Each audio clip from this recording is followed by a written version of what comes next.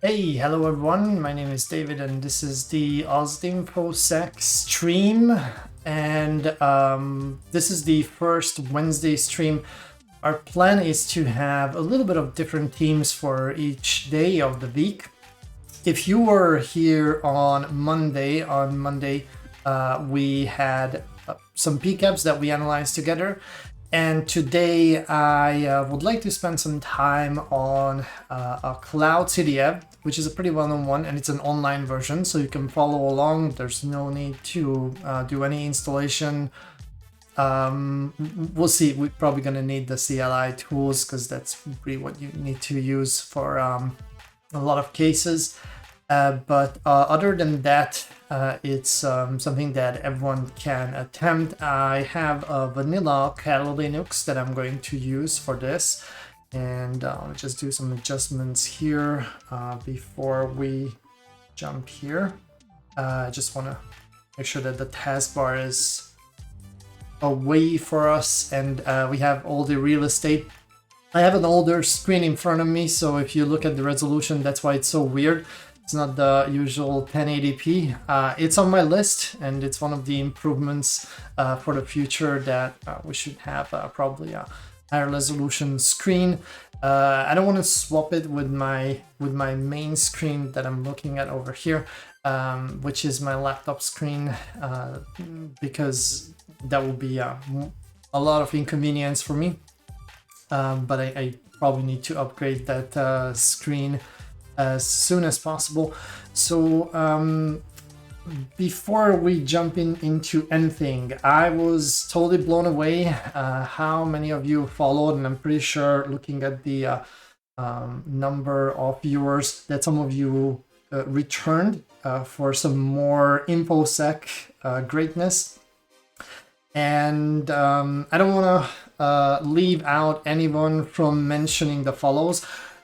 I just noticed after Monday's stream that I, for some reason, didn't have the alert animations installed. I don't know what happened. Owned is weird, and if you change the different layouts for OBS, you need to install the alerts, and which is just kind of an API call setting the own servers to use the appropriate animation for your overlay. It's a technicality, but I'm not sure why nothing showed up. So normally, I think I recorded last time the Holiday Hack Challenge, which is, by the way, on our YouTube. So if you want to check out the walkthrough or write-up walkthrough, it's more like a walkthrough. It's not really a write-up because it's very long, and I'm just sitting there playing basically the games and solving the challenges. So I used that Christmas overlay previously, and I'm pretty sure I also installed the alerts, but apparently not. So on Monday, we didn't have any of the cool animations for the... I'm just hoping that the camera is still up. Okay. For the follows, and we're only at the beginner streamer level, so we're not affiliates, so there's no subscription or anything going on. But we haven't got any of the alerts, and I installed it, tested it. It should work. And I do want to mention everyone who was so kind to follow us. I sort of remember who was the last one following, and please excuse me if I'm not reading the names correctly, especially with all the excitement going on with streaming. I might not even recognize that your handle is LeadSpeak, and I might mispronounce it. So I'm pretty sure I mispronounced at least one. FreeZox03. I'm pretty sure I mispronounced your name, so apologies for that. And once again, thank you for the follow. I'm gonna mention everyone because I'm very excited to have so many of you here. So just really quickly, Jackhair7. Now this is the part where I'm uncertain. So SFO 08, I think. I'm not sure. Let me know if I'm not pronouncing your name correctly. Marvelous Muppet. That was an easy one for me. Then we have Flugos Rob. I'm pretty sure that has some Hungarian reference, so that's how I'm reading it out. OX Milan SMN, that's also an easy one. This one is definitely Leaf Speaks, Observer, Russia 91, Mood Killer. That sounds like almost like a threat for a streamer, so hopefully it's just a handle and nothing is tied to it. Bartafa, sorry, 84. I'm almost like pronouncing it Hungarian. This kind of switch between English and Hungarian is so difficult for me. Then Enarson M, I'm pretty sure who that is, but I'm not going to dox out because it's probably one of my friends. And I'm very glad to see that person here. And then we have PDAW3, I'm not sure if that's lead speak or not. Then we have OX4C1D, could be lead speak again. Mishimo Kush 34, that was again pretty easy for me. Vinyo Janos, Own the Heck. And then we had also Chucky Mitra, I think. So that's all for the follows, and I'm very, very happy that we had so many folks here, so thank you very much. Also, we have Devil X0F here. Hi there, how's it going? How was your day? How's your week so far? Wednesday is always, for me, a little bit of relaxing. I usually go strong and start strong the week. So Monday and Tuesday, I do a very intense work, and on Wednesday, I just feel very tired. So I usually like even need a nap in the afternoon just to be able to keep up with the rest of the week. So how's it going for everyone? For us, the weather is also kind of like just slapping me in the face. I'm not very tolerant when it's very, very warm and then cold and then warm and sunny again and then cold again. And this is just what's been happening in the past, like, I don't know, 4 days here. And it's just, it's really, really, really hard for me. This is what's been going on my side. I also would like to just mention a few things about the stream and schedule for those of you who are just joining now. So for the Monday streams, we plan to have some sort of blue team themed topic for the stream. Today I planned to do flaws and flaws 2, which are cloud-oriented CTFs, and I discovered when I saw that flaws 2 is a thing, actually, like a week ago, I just saw that one, that it also has a defender side. Now, I'm not sure if we will have enough time today to cover that part as well. We'll see. I took a quick look, and it's I think it's CloudTrail log analysis. Let me just double check this one. Yeah, so it's about CloudTrails. I actually would prefer taking that one and maybe do it on Monday, because we also have a community resource from some of the Sense instructors called SoftElk, and SoftElk does have parsers for cloud evidence. So it will be really interesting to try that one out as well. And we could take like the command line approach, because I think one of the objectives is to use JQ, which is it has its own very steep learning curve, and we can also check out what SoftElk can do and do the analysis using SoftElk, which is based on Elasticstack. So I prefer to take this one maybe for Monday, and then we'll see what else we can stuff on Monday. Maybe I will be able to find some other evidence, cloud-based one on GitHub as an example, and we can do some investigation on that one as well. So today's stream, I'm even willing to end it earlier, although I don't know what's the difficulty of Flaws 2. Flaws 1, I haven't played it all the way through. In the past, I did probably the first level or something like that. So we'll see how it goes. Probably you will see me mess up a lot of things today, but that's okay. I'm not very comfortable with the command line. That's why I thought that it will be a good exercise to. I will try to use the CLI as much as possible, but I might go lazy at a certain point and just say like, okay, this is too hard for me, and I might try to use another tool or maybe the management interfaces if that's required. And so Mondays usually we do something more blue team oriented. On Wednesdays I try to do something that is more geared towards red team Inc-ish kind of thing. And then on Fridays we're probably going to do something that is either hardware hacking, like looking at IoT stuff, or embedded systems and that sort of things, or build together something together. I mean, like I'll do it here, and if you have the parts, you can do the same thing. But there are a couple hardware aided tools that I would like to build, and I also need to do some preparation for an upcoming assessment, which is a wireless assessment. So that's what I had in mind.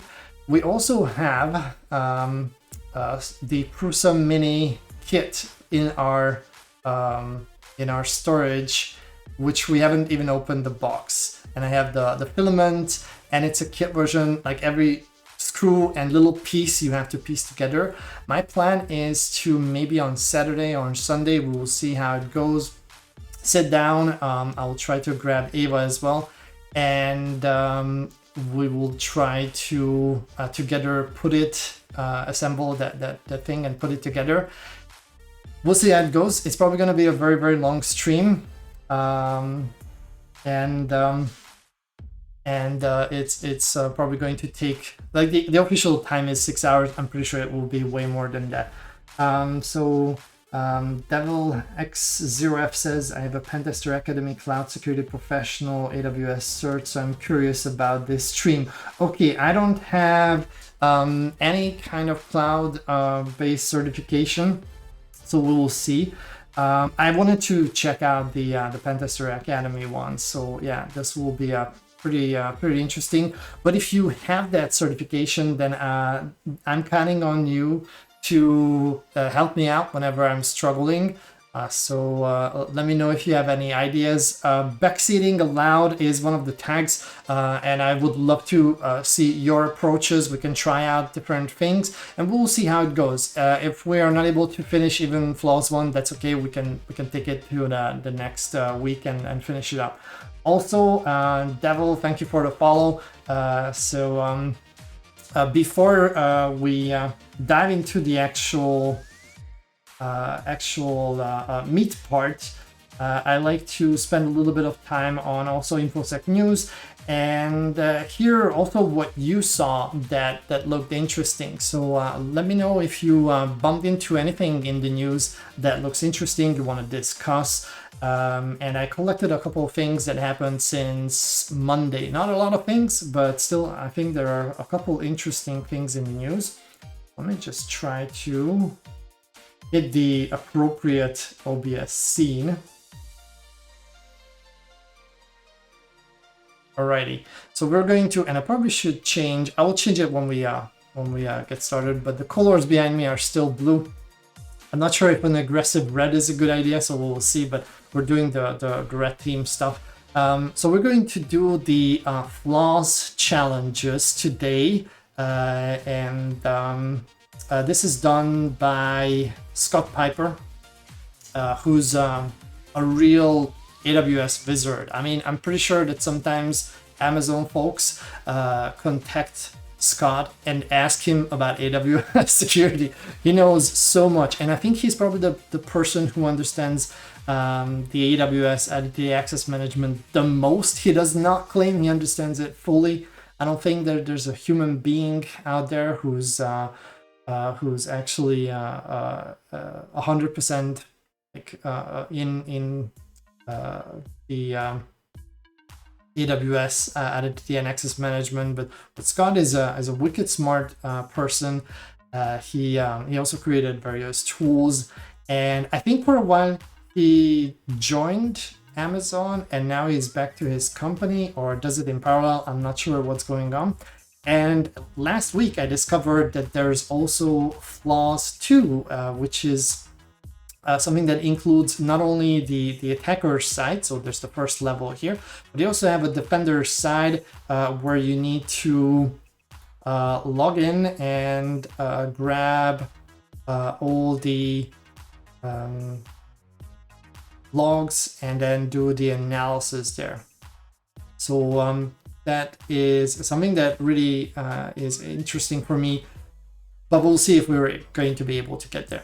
Now, regarding the news lately, and there are so many different windows open here. It's very hard to navigate. So regarding the news, a couple of things about the usual patch management topic. We have Oracle quarterly updates coming out. I think partially they address, they do address Log4j kind of vulnerabilities, but they had in the past also, I had to look into this camera now. They had also in the past released patches, of course, for the various products. So if you have anything Oracle, this is the usual quarterly madness to, I guess, attempt to patch things. I don't know how many organizations are actually just jumping on it and at the beginning of the quarter do the patching for any of the Oracle products, but you never know. Something that is not really security related, but I think it's really, really big news, and we're on Twitch, so I think it kind of fits here. So just very, very briefly or touching it, Activision Blizzard got acquired by Microsoft. This happened yesterday, and Blizzard was my favorite studio after the acquisition from Activision and all the scandals. Yeah, I'm not 100% certain, but it's still, Blizzard games are something that they were always with me throughout my whole life. As a teenager, I played things like Warcraft and Diablo, and then I spent some of my teenage years playing Diablo 2. And I have big hopes. I don't know if this will turn out good or bad. We'll see. And let's not forget, it's not only Activision and Blizzard, there's also King. And I don't know how many of you play mobile games, but Candy Crush is King's product. So it's definitely something that is worth mentioning, I think, but it's not really what you would really highlight from this acquisition. But I think it's a pretty big thing, and we'll see how it goes. They also have here the newsroom announcement, so they're explaining what's going to happen. Well, they don't really know what's going to happen. I wonder, for example, are we going to have the Balnet launcher still there? How's it going to work? Or everyone is just going to like log in through the Xbox interface? Anyways, so I think that was pretty big yesterday. Some other things, I think on Monday I mentioned that some of the Patch Tuesday patches from Microsoft were a bit flaky, so they released a new patch to fix these bugs. They're not really affecting the vulnerability that everyone was afraid of, affecting HTTP sys, but it could cause I think boot loops, and there were also some issues with VPN services. So if you are experiencing troubles, then good news, Microsoft released some patches for you. Then, and I haven't verified this one really, haven't seen too much, but it's from Lorenzo Franceschi Bicarai, who is a journalist at Motherboard. If you're listening to the Motherboard, I think it's called Cyber Podcast, you might have heard Lorenzo or read the articles if you read Motherboard, and some additions to the NSO scandal, at least aired by some newspapers, online newspapers, was that the what was it? The Israeli police special unit allegedly used. I don't know if we're ever going to have any proof on this, but they used the Pegasus to spy on actual like Israeli citizens, which is a pretty big thing. I'm always shocked how NSO is still in business after all these different scandals, but I guess they have lawyer buyers. But it's pretty interesting that they have this scandal just getting bigger and bigger and bigger. So I'm interested to see what's going to be the outcome of this. Wonder if they will actually go out of business. There's a reference for the newspaper. So this was an exclusive from CTEC. I haven't seen any coverage other than this. Now, that's pretty much on the news part. And if you ever want to revisit these news, if you use the exclamation mark news, let me just drop this one, configure the bot to give us the, no, not new, news.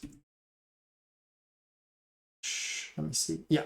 So configured the bot to have the most important links.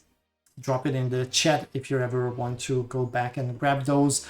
Also, if you want to get the current topic because just arrived late, then you can also do exclamation mark WhatsApp or not WhatsApp, but WhatsApp. And I think that's pretty much it. And I did realize what was the mistake that I made. So now it should work fine. There's no alias for this, just WhatsApp, and then you will get the links and the topic for today's stream. So it's always updated right before we go online and do the stream. One interesting thing, and I think this is not listed in the news, but if you're interested, let me know, and I can also drop this link there from German company. And I do know some of these folks because they were sponsors for B-Sides Luxembourg that we organized in the past. And they're a smaller, like more boutique type of shop, but they had this pretty interesting and detailed blog article on an AES implementation flaw that they were able to exploit. I think it's for an alarm system, if I'm not mistaken. I haven't read it entirely, but it's really, really detailed and looks super interesting. So if you're into IoT security, then this is an excellent read for you. Some other things, now we're approaching towards the end, so don't worry, soon we'll start hacking, is some reported attacks on Log4 shell, so exploiting the Log4j vulnerabilities, and they're getting a bit more sophisticated. So if you're not following the Sense Internet Storm Center, I highly recommend it. They also have a daily podcast. I get most of my news from there, but I also use some other sources to get the everyday news. And they have some excellent blog posts that they call diary entries on current emerging threats. So it's pretty interesting to see how the attacks evolve and start really leveraging this vulnerability. I think we will have a lot of headache now that attackers are really getting the hang of it. And this is just tied to the Monday stream on using external services. We've been using on Monday things like VirusTotal, and we also used what was the Packet Total as well, and maybe a couple others. I can't remember exactly, but those two I'm certain that we saw. And I mentioned that do not upload stuff to these services. So this is more of a reminder on that. This is an article from the company SafeBreach telling us about their research that they did on VirusTotal. And they saw files uploaded from credential stealers, probably a security analyst, that already stole passwords, and they were able to find similar cases and saw files that were uploaded to VirusTotal containing passwords. That's bad, but it happens all the time. Sometimes we do see organizations kind of doxing or kind of burning the TTPs for their adversaries by dropping it on VirusTotal. That's always fun. However, as a defender, you really should avoid making that mistake. It's pretty bad if credentials are ending up there.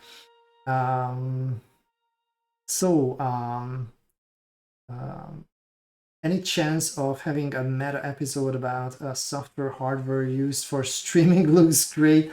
That's why I'm curious. Thank you. And I still don't want to dox you out, but this gives me absolute certainty who the person is. So Anarson was asking this. I'm not sure we can do something like that. I have plenty of gear stuffed in a very small environment. I am not 100% certain if my audio quality is where I want it to be, so I'm thinking about getting another mic. I'm using a Blue Yeti, by the way, which hangs somewhere over here. I'm not sure if it's going to be visible, so it's out of the frame all the time. All the cameras are set. This one that you see me in the corner is just a Logi Stream Cam, and I have a couple DSLR cameras, 2 Canons that are relatively good for streaming, so I'll think about it. Thank you for the idea as a topic. I wouldn't say that this would be good for an entire stream, but it's a good content for a video, so I'm just going to put this one aside as an idea, and let me just try to find my notes. So that's a great idea, but I think it's more interesting for a YouTube video. But I was thinking about something like that, so thank you. It's a pretty good idea, and it's a great question. Now that's all that I found interesting in the news. Usually, when I find just something like a tool or an interesting blog post, I usually just hit retweet or retweet. I'm not sure how you say it. So I'm just tweeting it, retweeting it on Twitter. So if you look at what I'm retweeting on Twitter, then you will be able to find these smaller pieces. If you have anything else that you want to discuss, drop a link there in the chat, and we can check it out together. But I think this one kind of covers most of the things. Let me just take a little bit of water.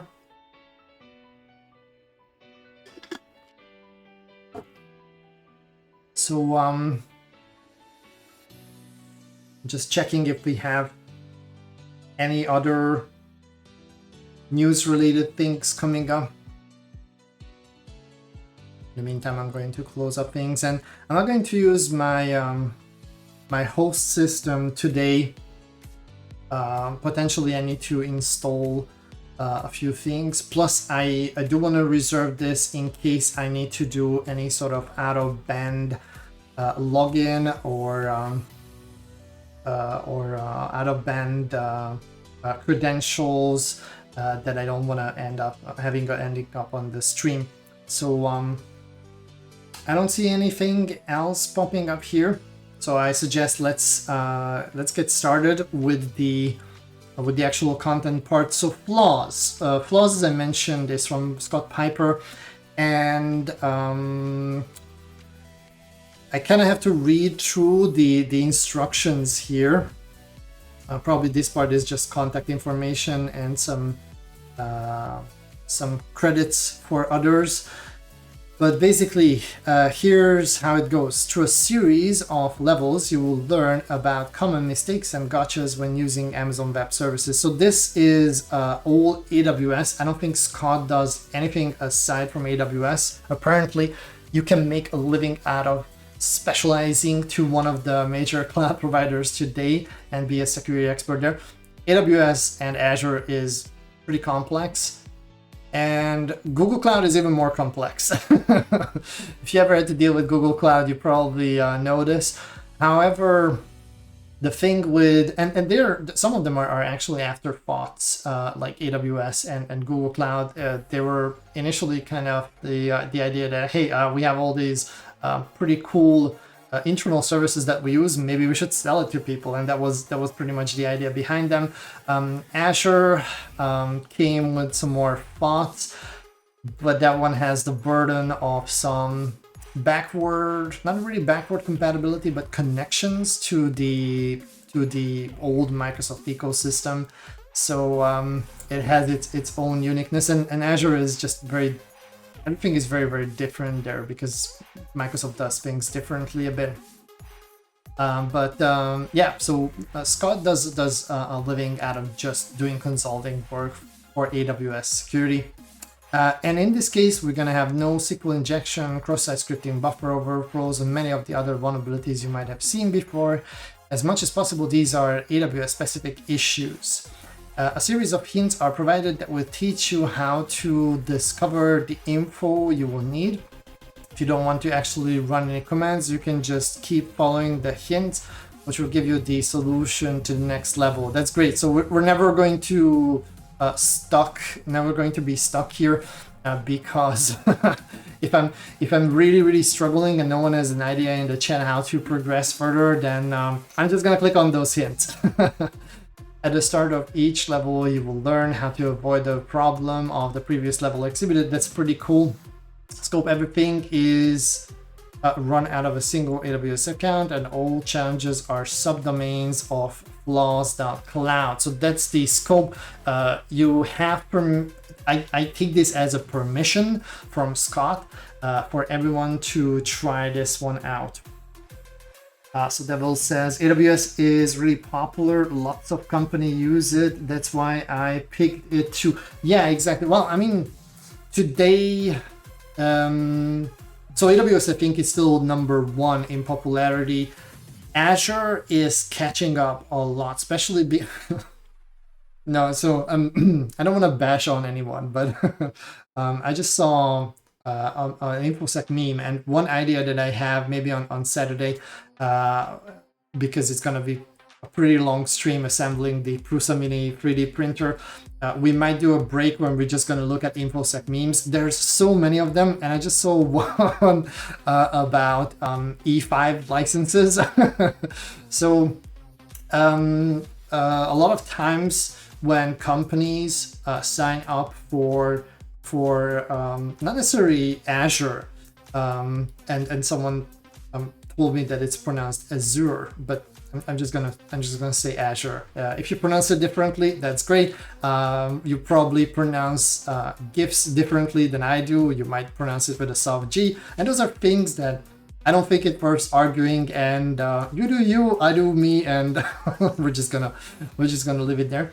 So Azure services, a lot of companies, when they sign up for 365, they have this impression that they only have 365. And the truth is that the 365 services for the authentication and identity management part, they will use Azure AD. So if you have 365, congratulations, you're also in Azure. And often they start off with just the 365 services and later get into the weeds and start using more and more Azure services.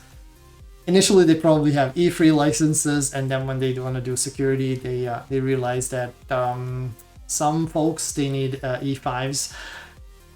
I never got an account in Azure that got an E5 license. Let's just say it like this. So if you don't know the exact amount of money, and it's not really like a number that you can find on like a sheet that Microsoft gives you. So they're going to give a customized price for your company, and they might give you some discount, but it's still going to be very, very expensive.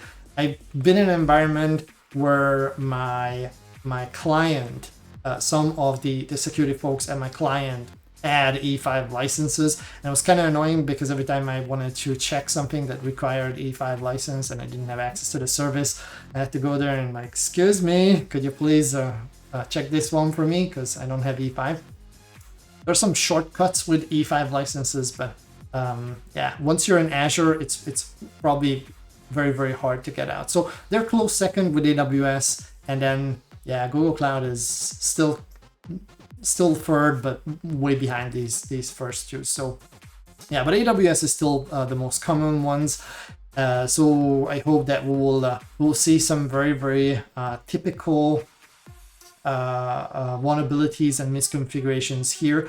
And like I said, I'm very excited about Flaws 2. I didn't know that Scott did the second challenge there. We'll see how far we can get. And last stream, I realized that I was just going on and on and on and on for 3 hours.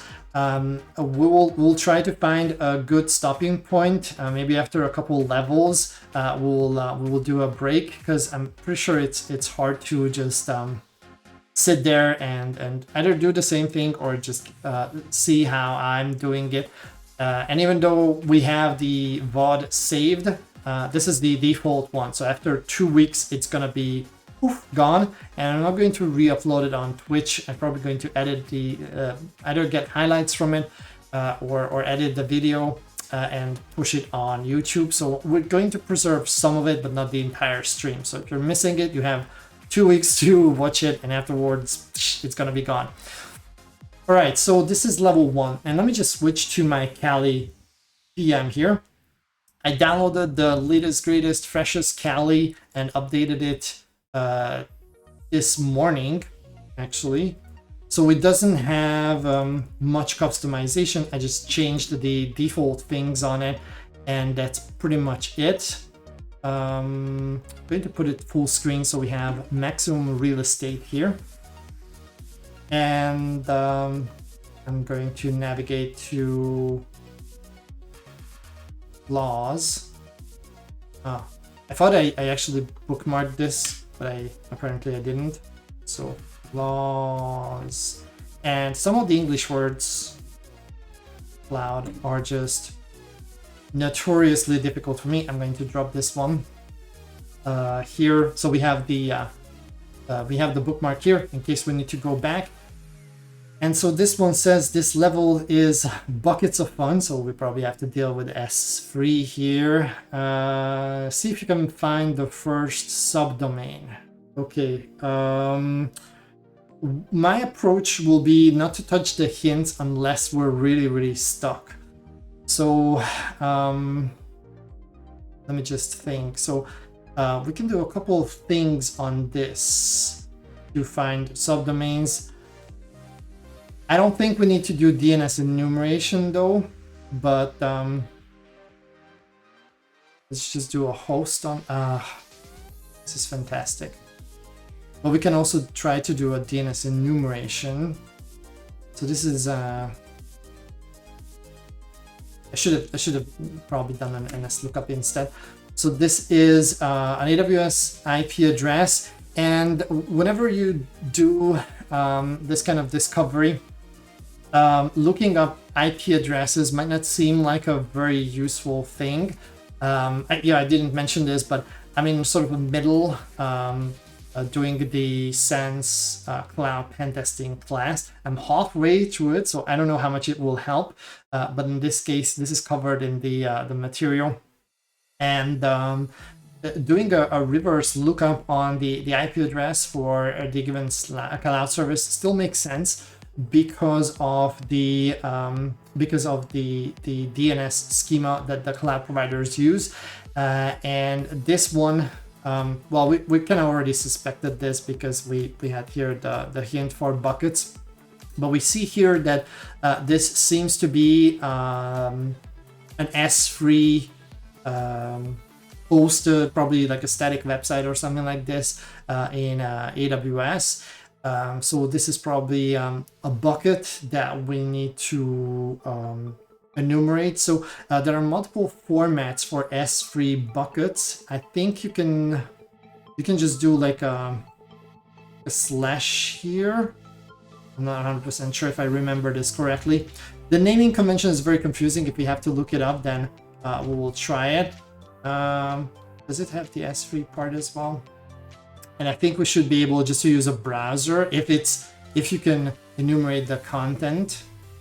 Nope, I think I made a mistake there. So there's no, I don't think there's a website part here. So it's probably like this. We'll get there. I think there's also, okay, cool. So we can actually list out the contents of this bucket. I think there's an alternate way of doing it as well.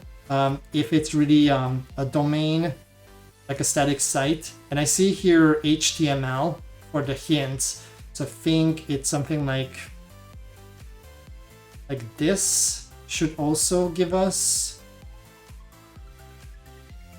the same bucket content. No, I just made something stupid here. What have I done here? flaws.cloud.s3. I think this should also work. Message bucket, because I'm not able to type. Ooh, no, this is could. Cloud. Yes. Okay. So you either have to, and this works when you have like a static site like this one here. So either you use the name of the bucket and then the naming schema. So you can see here we have the this S3 bucket hosted in the US West 2 region, or you just add the slash there. That's the naming schema for S3 buckets, if you have the permission to actually get the content. And in this case we do, and we have the flaws.cloud bucket here.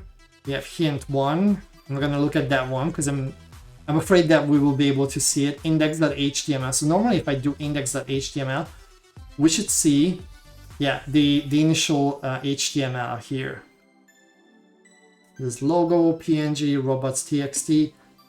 And then there's this one which is called secret and some random thing. So I think I'm missing an S here. Yeah, so this was this was the first level. This was pretty easy. I would say maybe we can pick up something interesting from the hints. So just for learning's sake, now I will go back to the hints and see how Scott would like us to solve the challenge, or what's his proposed way of doing it. And I'm just going to put this one aside. I'm going to maintain a note here. So this one for level 2. Oh. All right. Let me see. I also need to keep in mind to look at the chat every now and then. So let's go back to the hints. What's he's doing? Site flaws. Cloud is hosted as an S3 bucket. Okay, we figured that one out. But the hint here was ridiculously obvious. It's a great way to host a static site, similar to hosting one via GitHub Pages. Yeah, GitHub Pages also allows you to do this, and you can do it with various other services. Our company side is in a Google Cloud bucket, for example, because it's just static HTML. We don't really need any dynamic content there. So it's pretty common to host like static sites in a bucket. Some interesting facts about S3 hosting. When hosting a site as an S3 bucket, the bucket name must match that. So this, yeah, okay, cool. So it's also saying the same thing. Also, S3 buckets are globally namespace, meaning 2 people cannot have that. Yeah, so that's super annoying. And that's really the source of bucket enumeration. There's a site where I do have premium credentials. I'm not sure if it makes sense to even use it, but Gray at Warfare. I'm not sure if it's spelled like this.com, I think. Nope. Okay, I'm just gonna search for their name and then maybe I had a typo there. So Grey Hat Warfare is a site where they have the buckets that they enumerated. There's a free service, so if you, I think you need to register, and afterwards you get access to unlimited. So there's a like no registration license, a registered license that has some limitations, and then if you sign up for premium or enterprise, not affiliated by any of the services here, I'm just saying that this is something that folks are using if they do cloud penetration testing. Flaws, stop words start with minus. I wonder if we are going to find anything like that. I think it's like, I'm not sure if I need to enter the full path part here. Yeah, this doesn't work. I don't think they have this one listed here, especially not the, there are some other buckets here. Maybe amongst these, no, it's just, that's all, so 21. But it doesn't mean that they don't have it indexed. Maybe just with the visitor license, we're not able to search the entirety. So it's a fraction of the actual index. Yeah, so that's probably the reason. I haven't checked it with my registered account. Maybe later we can check it out. So the name is global, and you need to choose a unique one. And this sort of also allows you to do some enumeration, some attacker tools like Grey Hat Warfare they're leveraging this fact with the global name. So result of this, you could create a bucket named apple.com, and Apple would never be able to host there. Yeah, main site via S3 hosting. I'm not sure if Apple wants to do that, but it's true. Yeah, so you can totally take a name, and just because you find buckets that can be enumerated and they are under a given name, it doesn't mean that it actually belongs to a company. So if someone registered like Microsoft dash, I don't know, secrets as a bucket name, it doesn't necessarily mean that it's going to be Microsoft related. So you can go ahead and just go crazy. Now, okay, here Scott does a dig command instead of my very sophisticated. I just delete the whole thing. Instead of my very sophisticated host command, the end result will be pretty much the same. We want to grab the IP address here. As you can see now, we have a different one, and then performs an NS lookup to figure out that this is an S3 bucket. Okay, so he accesses the bucket itself. That's pretty much it. Okay, and he's using the CLI. I should have used the CLI too. But I shied away from the challenge. So I think it's a good idea to install the CLI at this point. CLI. I wonder if, I'm pretty sure Kali doesn't have it. Okay, but it can install it. I prefer to install it directly from Amazon. So we can just search for AWS CLI. And I think I have to set up my profile. So that's going to be a point where I'm going to do this outside of the stream because I don't want to give you my access credentials. Okay. So we want to do it the Linux installation way. And basically the idea is you grab the latest, greatest file here. It's a zip file, you unzip it, and then you install it, and everything should be hunky-dory. Yeah, okay, should work. It should work. It's grabbing it, decompressing. I need to enter the password. This is for the installation part. CDE28, thank you for the follow. How's it going? We are already done with the first challenge, but we're looking at the hints part. See what we can learn from that point. We already discovered that there's a bucket that we can enumerate.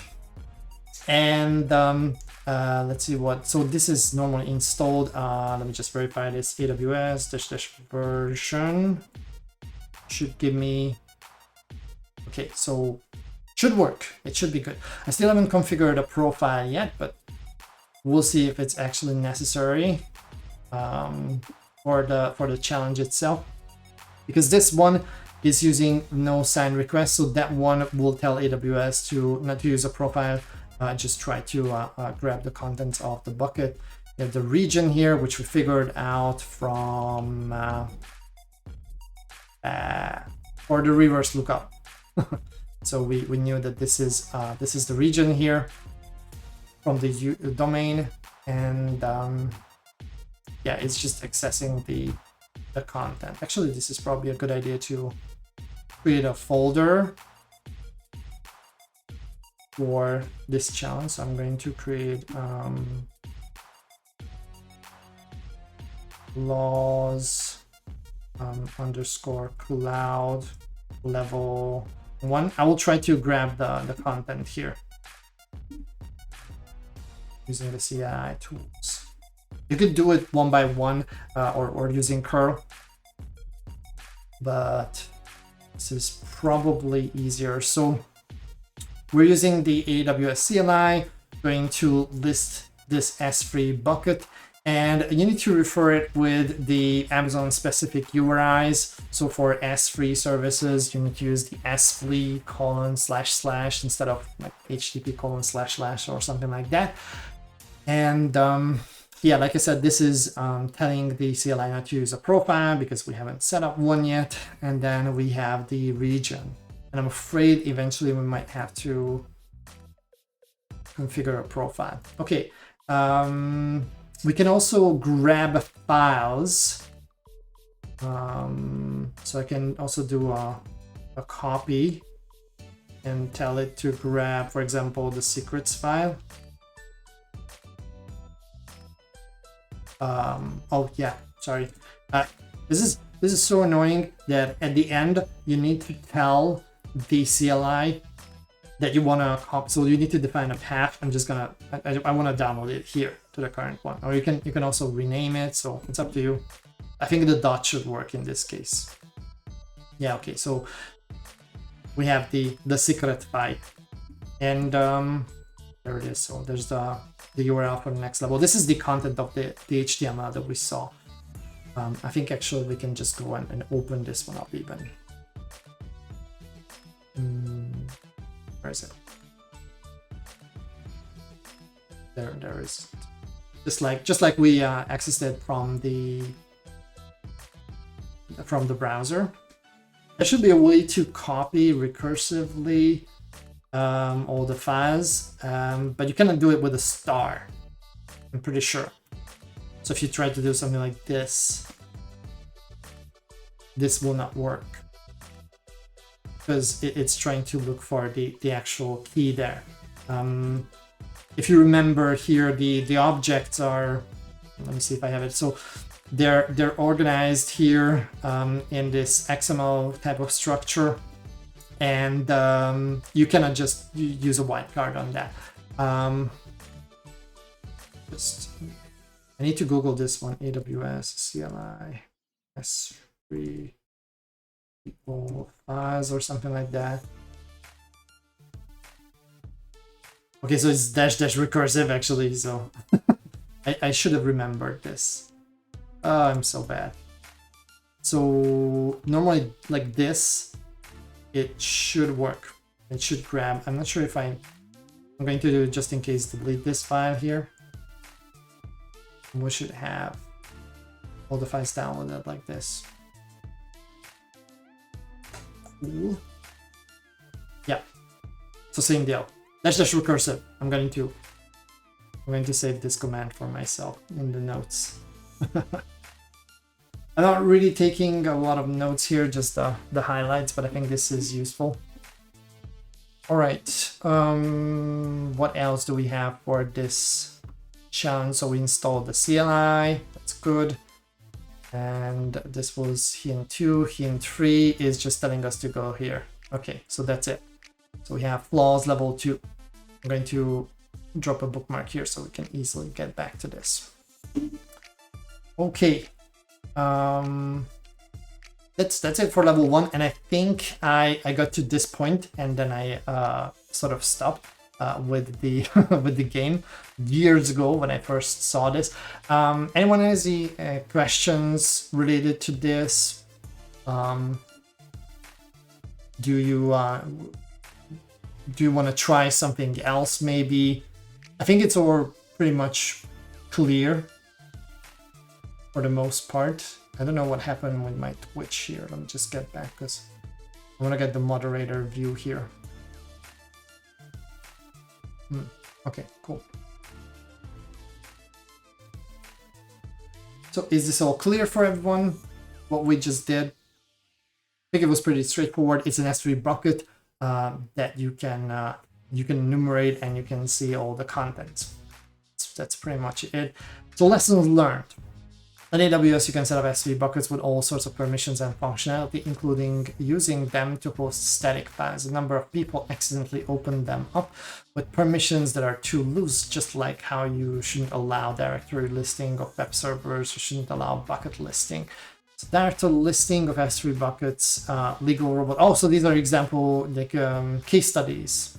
So legal robot, not sure what they are. Also, this is a HackerOne report. Let's see what was the payout for this one. Did they mention this? Wow, really? $20? I mean, I do understand that it's easy to find, but $20 for a bounty. Okay. 2016. That's not a lot of money. Not a lot of money. I'm not sure I would have reported it for 20 bucks. What can you buy on that? Like ice cream? Okay, let's see this one. This one is Shopify. Okay. This one is a nice proper bounty for this. Like $500. I would say this is more realistic. I mean, Legal Robot, it might be a small company that they do have a debug bounty program there, but haven't heard of them, so they might have like a smaller budget. But yeah, usually these kind of things are pretty severe. Read and write permissions, Shopify again. Whoa, Udemy. I have not heard of that one. That's pretty interesting. So S3 buckets, fully super common, and another $500 there. Oh, because this was also Shopify. Write is pretty severe. Like you can do nasty things like that if you have write permissions. No rating.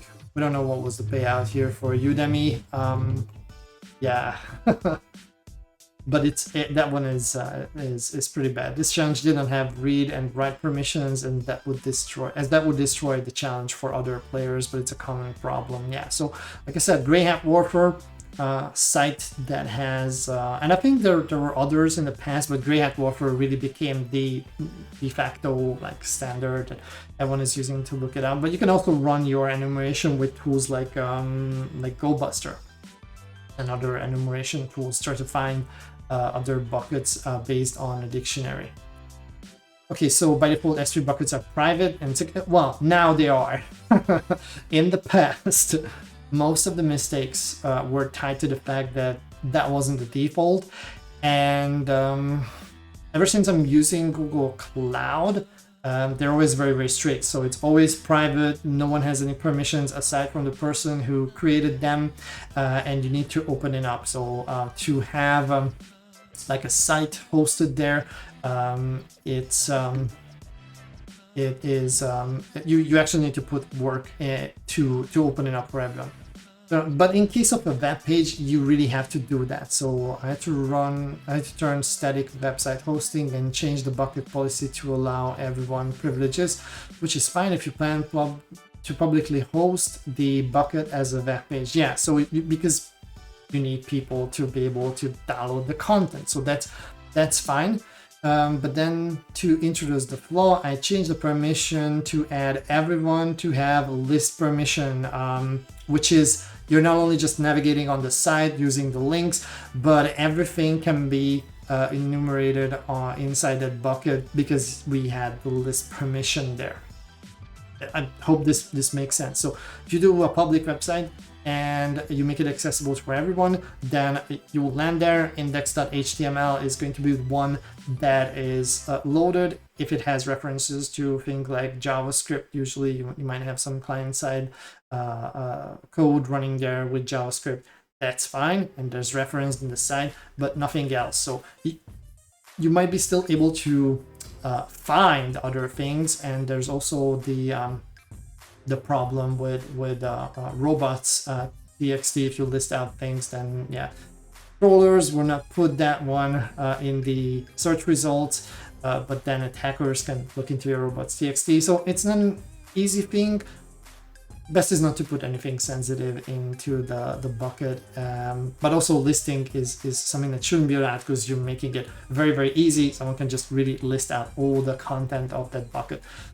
And everyone means everyone on the internet. Fun fact, by the way, everyone with a capital E is really everyone in other environments as well, like in Active Directory. It totally blows my mind when we have permissions on systems where we have like everyone being local admin, and it's the group everyone, which is not the authenticated users, but everyone on the internet.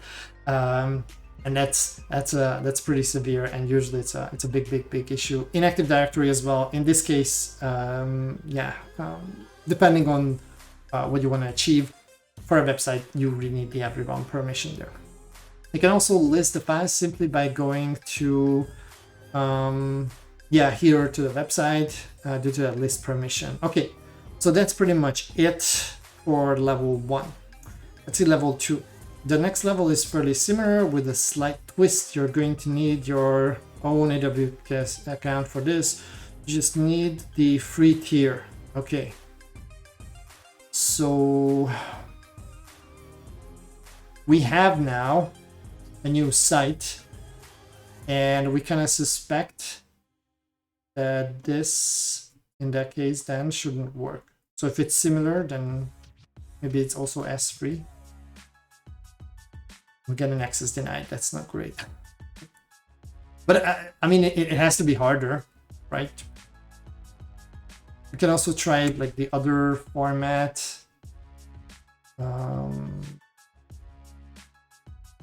It's a permanent redirect attempting to access multi address using specified endpoint. Yeah, okay, so and we can also try the same thing that we had previously. Well, not the copy, maybe. Actually, let me just get out from this directory and create a new one. But I'm pretty sure even with the CLI, this wouldn't work. And I kind of suspect what's the twist here, because it says you need your own account. Not copy. There it is. You probably saw that meme when someone is just hitting up arrow until they find the command ls, and they're like, oh, there it is. Yeah, so we get an access denied when we try to list the objects. Okay, my suspicion is that they say you need your own account because they might change the permissions from everyone to authenticated. Let me just try to think how to do this in a smart way. So we need to do AWS config to set up the CLI config. The problem is configure, sorry. The problem is that now I need to enter my access key. So I'm not gonna do it here. I'm just going to grab the whole VM, put it on the side, and do the whole thing on the side. I need to log into my AWS console. Let's see, I wonder if I can access this easily.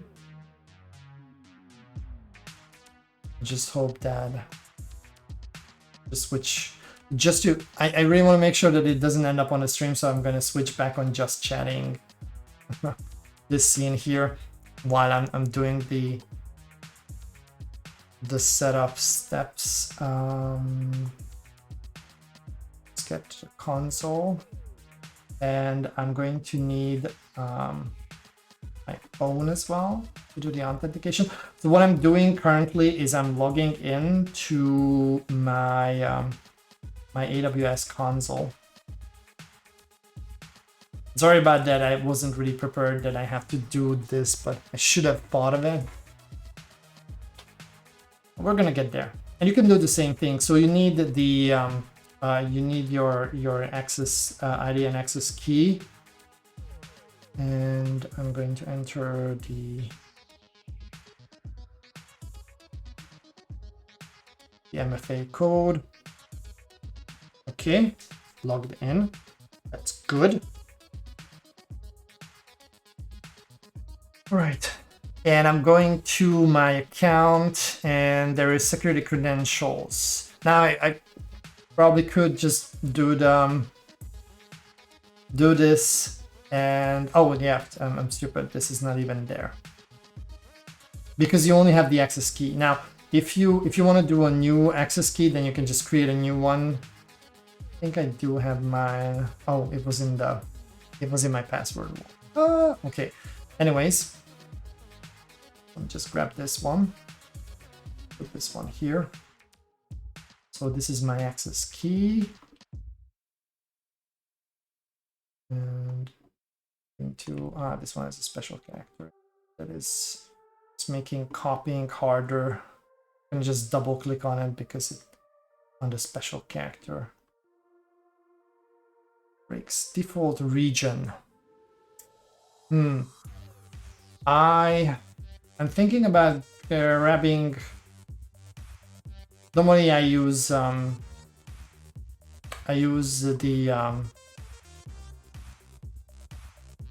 EU Central one in Frankfurt, but I think it would be better to use the same region. I don't know. Maybe this is stupid. I don't know. I'm gonna use the same region. And then default output format JSON. I might do a profile here as well. So I won't be able to show you how. Let's call this flaws at AWS test or something like that. This is a test account that I'm going to use here. I'm not using it for anything production. I'm just testing out services and tools with this one. But better to be safe than sorry. So, okay, I think it should be good. And then let's just check. Okay, so I have the list. I can show you the last two characters. Should be fine. So set up, I set up two profiles. One for the default, and I also configured the same thing with the name provided. I don't know if we're gonna need it, but I think I covered most. Let's check. Just double checking. Yeah, this should be safe. Okay, so we can switch back here. Full screen mode, and I'm going to switch now back to the screen. So just quickly entered my access key and secret key. And you have, I give you 4 characters of each. Try to crack it. I'm just kidding. You probably won't be able to. It's very, very random. And if you try to do it, you're probably going to get into trouble. So I'm not encouraging anyone. I'm not giving permission to do that. And AWS certainly will not appreciate if you try to get this one. So once you do the AWS configure, you just need to answer the different questions there to give the access key, the secret key, your default region, and what kind of output do you want. I'm not even sure if you need to define JSON, but me like JSON, so I'm going to use the JSON one. And the reason why I did this is that now I need to get out. By the way, if you're wondering where these are stored, and I'm gonna be careful with this one, I don't want to again, I don't want to expose my credentials, but there's a under Linux there's a .aws folder created, and if you go into this one, you will find the config and the credentials. I think config is safe, but again, I'm not gonna take any chances. Let me just check first if it's good or not. Config, yeah, okay, so this should be fine. But I'm not going to cat out the credentials one, haha. Because that one actually contains my SSL secret key. But you can see that we have a default profile here, and I also created the same with the same credentials, a test profile for us. Not sure if we will need the test profile later, but probably good for have a specific profile that we can use.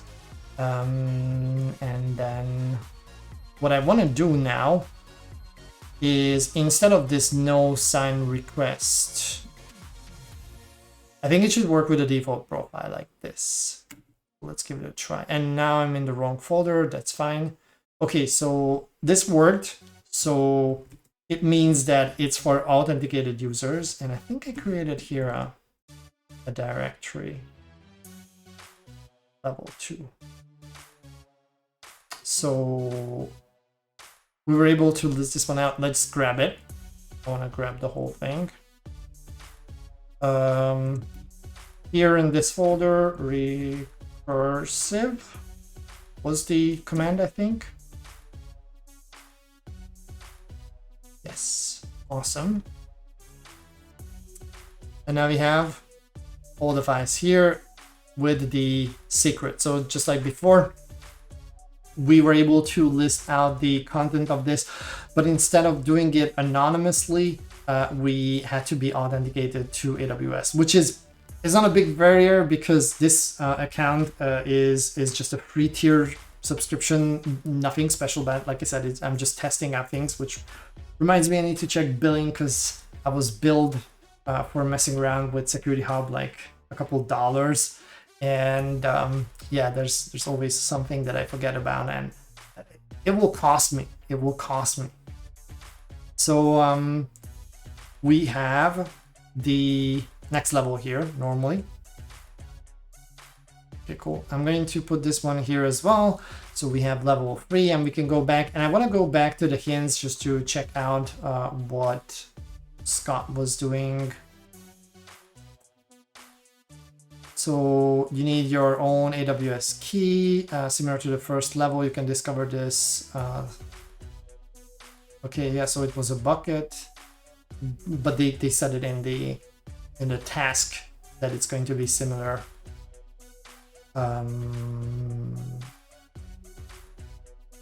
Permissions are too loose, but you need your own AWS account to see what's inside. So yeah, they did pretty much the same thing. So they have their profile configured here, and then that was it. Like they only had one hint for this one. So again, it was pretty easy. So far, so good. We have 2 levels already under our belt. And the lessons learned here is similar to opening a permission to everyone. People accidentally open permissions to any authenticated AWS user. They might mistakenly think this will only be users of their account. But in fact, it means everyone that has an AWS account. Yeah, so authenticated user is pretty much the same concept like in Active Directory. So authenticated users is still everyone. Well, in that case, it's really just for that domain. So there's more like, or forest. There's really a security boundary. Here, it's everyone who's in AWS, which is a pretty big bucket, no pun intended. So there's still plenty of people there, and creating an account is, if you do it, you get credits for free. So not really an obstacle.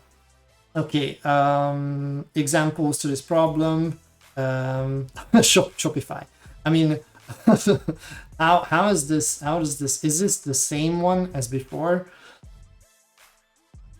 No, this is another one. They gave $1,000 a year later, because the other one was 2015. A year later, they doubled it. Because it's, you know, it's level 2, so they also give like double the dollar for the bounty. Okay, avoiding this mistake, just use specific users or groups, not the authenticated AWS users. So from the web console 2017, the setting can no longer be set in the web console, but SDK and third-party tools sometimes allow it. Yeah, so the cool thing with the cloud environments is that they change constantly. Their interface changes constantly, and it's really hard to keep up with the changes. I don't know the web console. CLI doesn't change that much. I just have a hard time remembering the things there. So the next level is fairly similar, so I guess it's also going to be S3 with a slight twist. Tend to find your first AWS key. Okay, that you will find something that will let you list what other buckets are. Okay, so this will require us to, let me just see if I have everything saved here that I want to save from this challenge. So I haven't saved this one aside. I got the previous one for flaws.cloud. And we have a new bucket here, or potentially it's a new bucket. But we cannot just directly go there, I guess. Or can we? Well, I mean, it always makes sense to try this. So why don't we try to do something similar like we did before? Oops. You mean you never know? This probably shouldn't work though.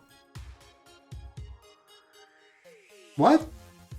But it does? Okay. I thought this was level 3. And there's some... okay. I think where this is headed to. So there's a Git repo here. And we probably have to find whatever secrets were pushed into this repo. So list works. I guess then we should be able to, let me just try to modify this one.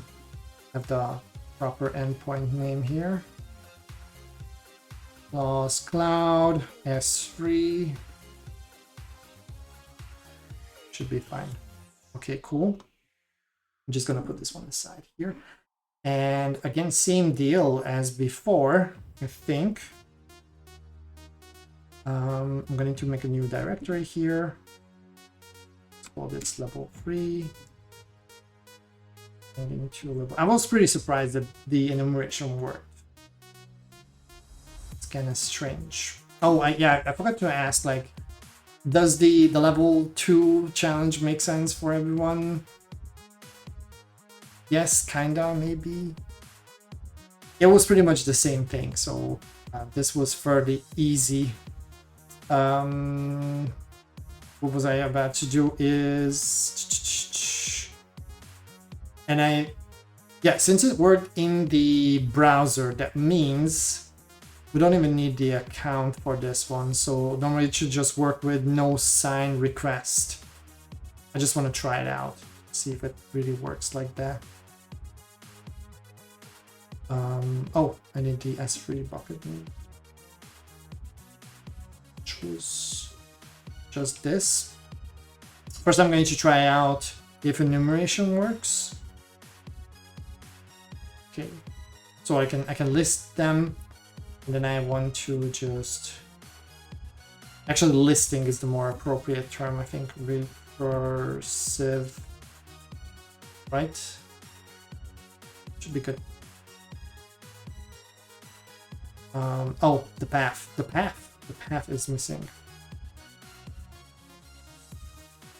And yeah, I haven't listed out here the content of the Git folder, but I think with recursive it should copy that one over. Well, we'll see. If we don't see any directories there, then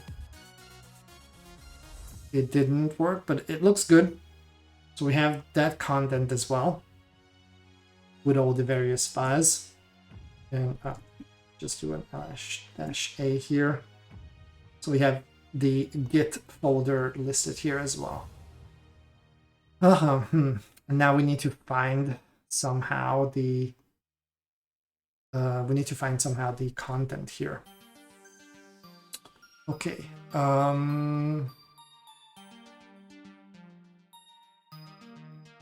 Wonder if something like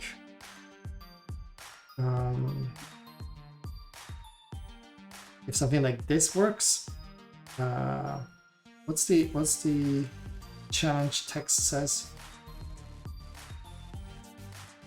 AWS key. Okay.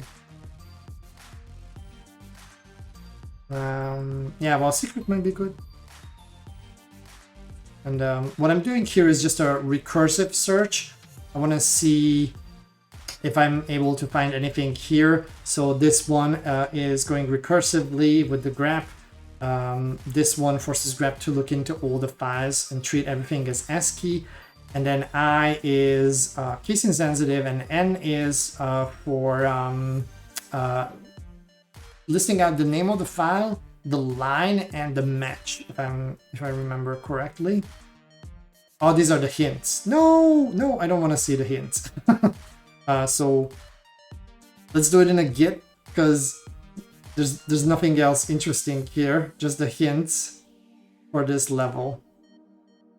I'm going to do the .git, and there's nothing there. E, AWS. I'm gonna look at the files that were downloaded. Add description, config, commit, edit messages. Well, potentially these could be interesting. Okay. Edit this file for the description, so there's nothing there. Very interesting. Okay. I think in headed there shouldn't be anything. Yeah, so this is set to master. Oops.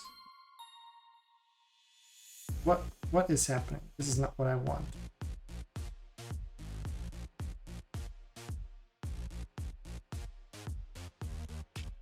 Oh, yeah, that was the actual S3 URI.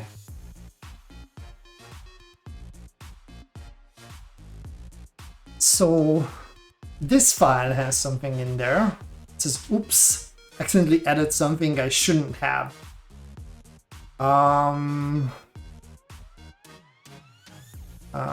Wonder how you get, like, this is where I don't know Git enough.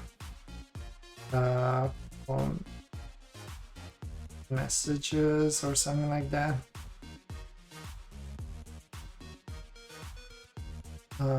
There's a way in Git, I just don't know Git to get the commit, like, history.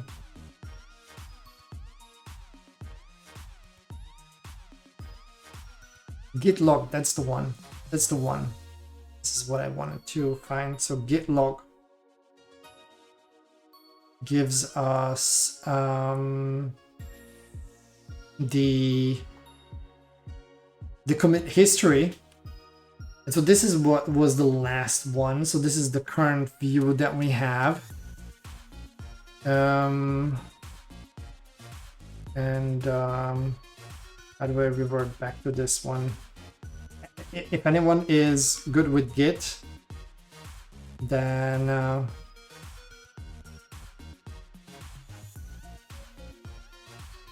let me know. It's not commit, is it?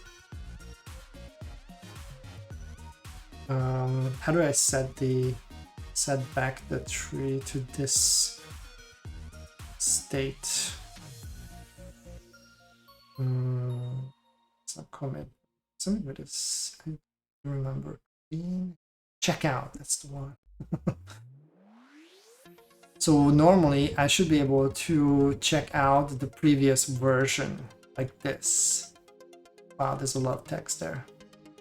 Detached head state. Okay, I think that worked because this was head. And then head is now first commit. Okay. Just wonder what was the difference there. This was the difference. So I think what happened here is someone made an initial commit and it included this file here. And then they made another commit, but that's not how Git works. You can always get back to the previous version. So yeah, access keys, or what was that? All right, cool. So now, but this is a good opportunity because now I can finally show you how to set up the profile, because these are not my access key, and this is not my secret key either. So I think we need this to list out. No, wait, but we already had the bucket here. So what's the purpose for these? So we could list the bucket. Other buckets. Okay, so we need to probably we need to get the content for we need to see what this access key provides access to, like other buckets. Just looking at the chat, there's nothing going on there. You guys are very, very silent. I really hope that you're still listening in. I see that we have lurkers again. Let me know if any of the steps that I make is not clear for you or anything like that, because I see lower interaction than at the beginning. So all right, so I'm going to set up a new profile here, AWS configure, and instead of list, I'm going to call this I'm going to call this profile like this.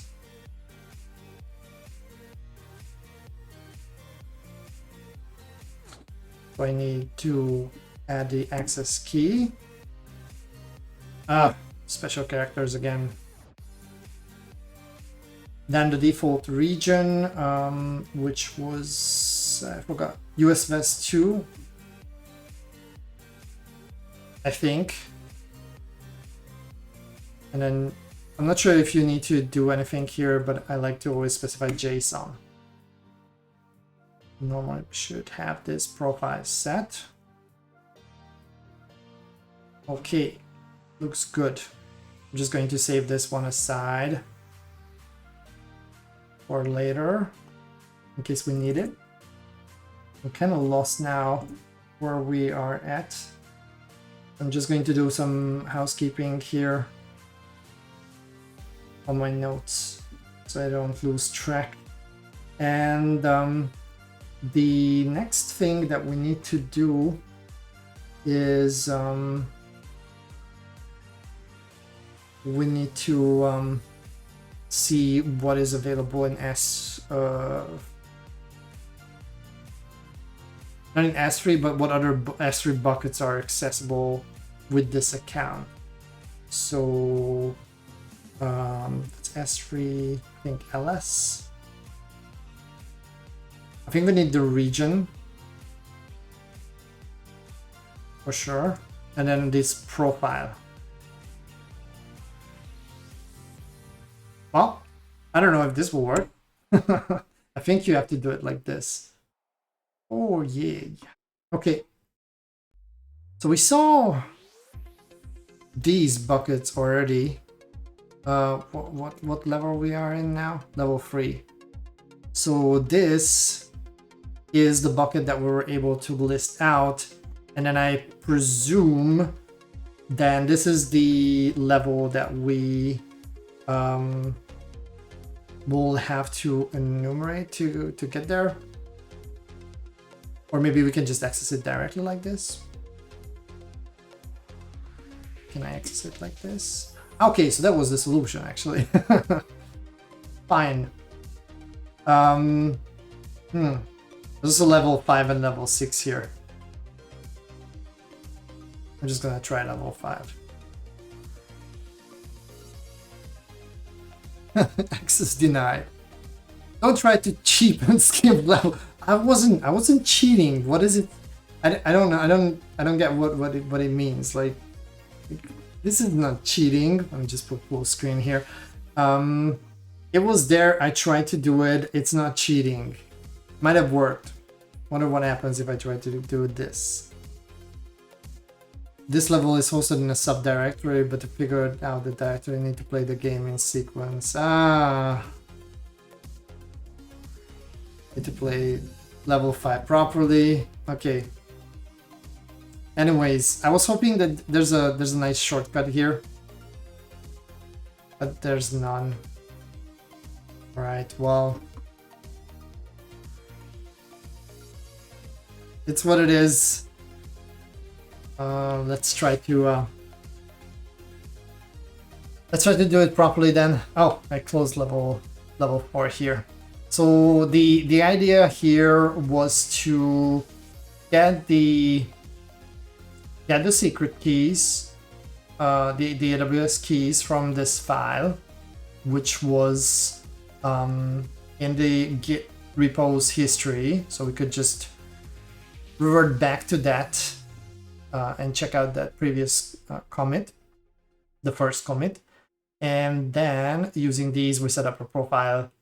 And then this allowed us to check out all the other buckets here. There's a couple others here that looks interesting, like these ones.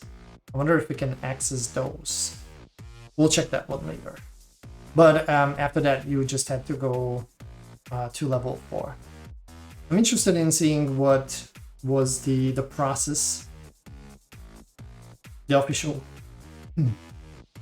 So like the first level, you should have figured out how to list the files in the directory. Yeah, we did that. And seeing that listing in this bucket is open to everyone. See the file listing at level 3. Okay, yeah, so we kind of figured that one out. And from this point on, I'm going to try every single bucket. That's why I tried level 5 and level 6 as well. And then this S3 bucket has a .git file, probably interesting things in it. Download this whole bucket. Oh yeah, I could have used the same command. Yeah, that's the one. Okay, yeah. That's interesting. I'll take a note of that one. That actually I want to try this one out. Let's try this one out. I will delete all the files here. Are you sure? Yes. Bah! Why is Git still there? So if I do it like this and yeah, no, this is good because here there is no restriction. It's for everyone. Okay. Sync, that's useful. I'll put this one aside.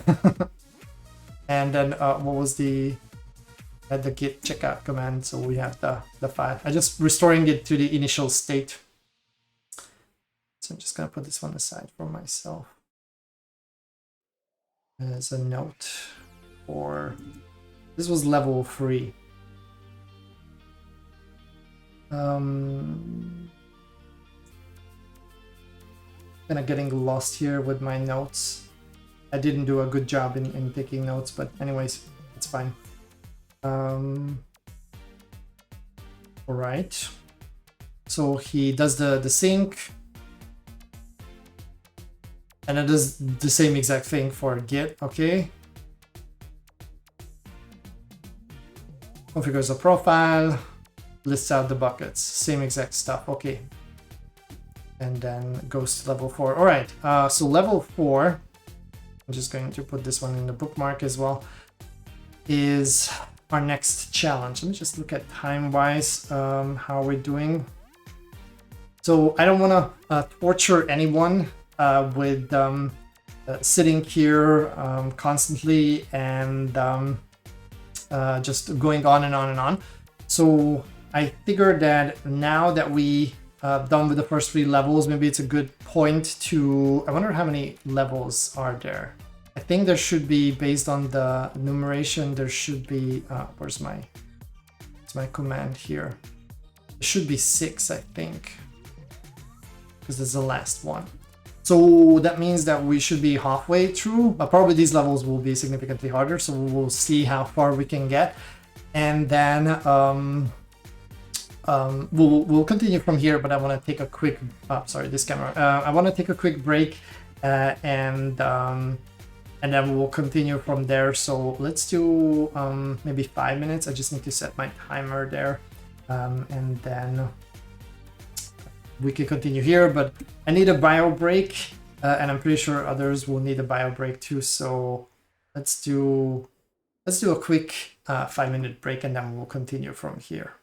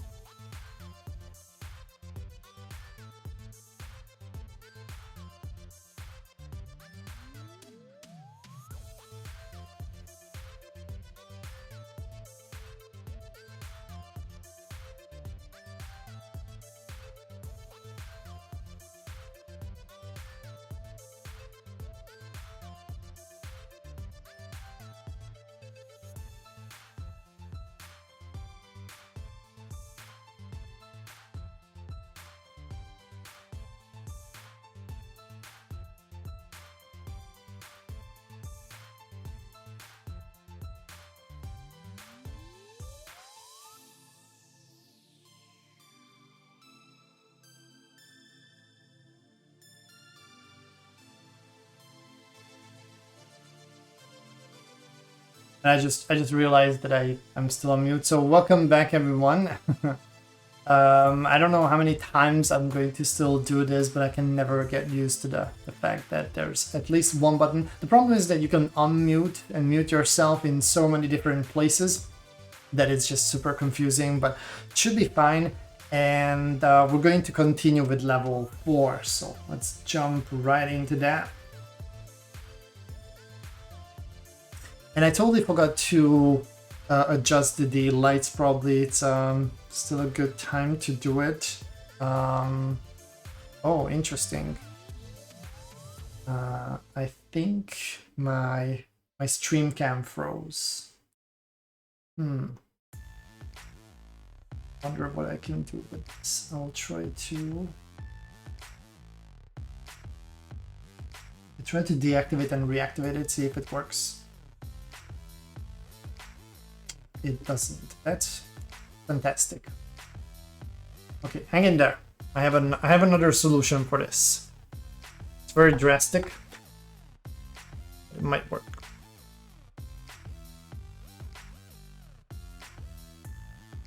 Just a second.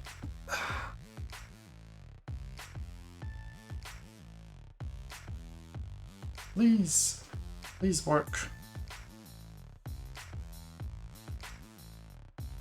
Wonder if I have it deactivated now.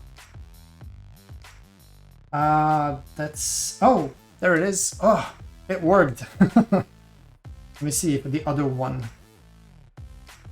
was so willing to do it. Okay, I think we're back. Oh, that was a close one. And just see if the stream catches up. Not sure what happened there. I'm probably should have rebooted eventually my system before the stream. I have some limitation on the amount of resources that is at my possession, but I'm happy that I was able to fix this one quite fast. So I promise that we're going to have some different ambience here because we're doing the red team stuff. So I think a red LED color is more apt for this.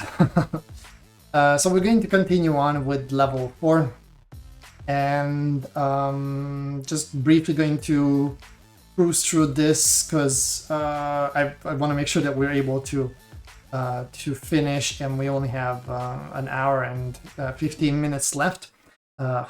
Wonder if the time allocated to this is going to be sufficient. If not, then we're going to continue where we left off next Wednesday maybe, and we might do then the defense side as well. So here we see the lessons learned part, often leak AWS keys. So it's actually pretty common, and I think in the past this was a pretty big issue on GitHub. Now they actively hunt for it, and you cannot just easily make a commit to GitHub with your keys.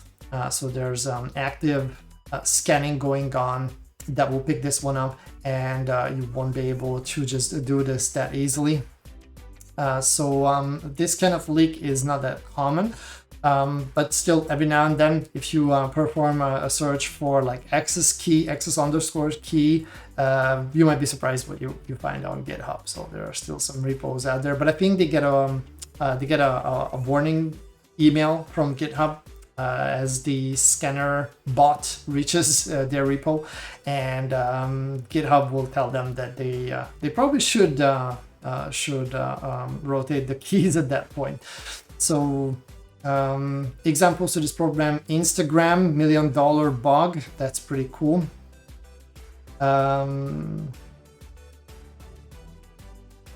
Exfiltrated.com. Wow, that's pretty cool. So what was the story here? S3 bucket that had gzipod has various revisions of files. It contained AWS creds, allowed S3 buckets. So that's pretty severe, and that was a payout for $1 million.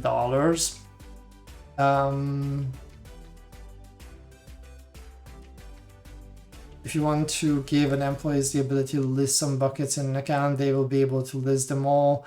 The key used to discover this bucket can see all the buckets in the account like we saw it. So we can list out all the buckets here. Similarly, be aware that buckets use global namespaces, meaning that, yeah, so we already talked about this one. Avoiding this mistake, roll your secrets if you suspect that they were compromised or made public. Yeah, that's really the only way. You need to have a new access key, a new access secret for that account. Secrets that mean you revoke the keys and generate new ones. So roll early, roll often. And that's really the only mitigation here if that happened.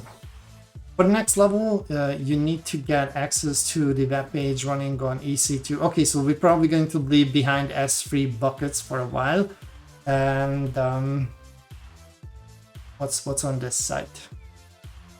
Okay, so this requires authentication. We cannot get any further than this.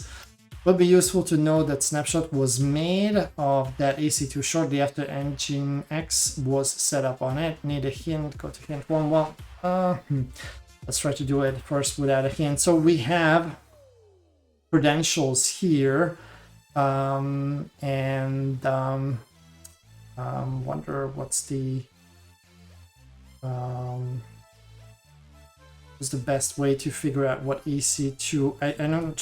I'm not sure if you can do something like this. Yeah, this is not the. I think it's describe instances or something like this.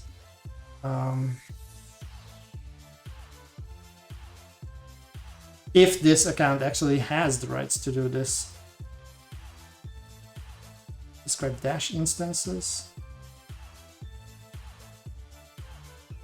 No, I'm not able to type.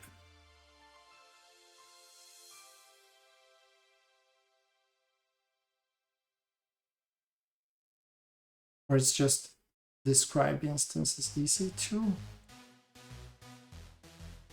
I wish I remember. Oh.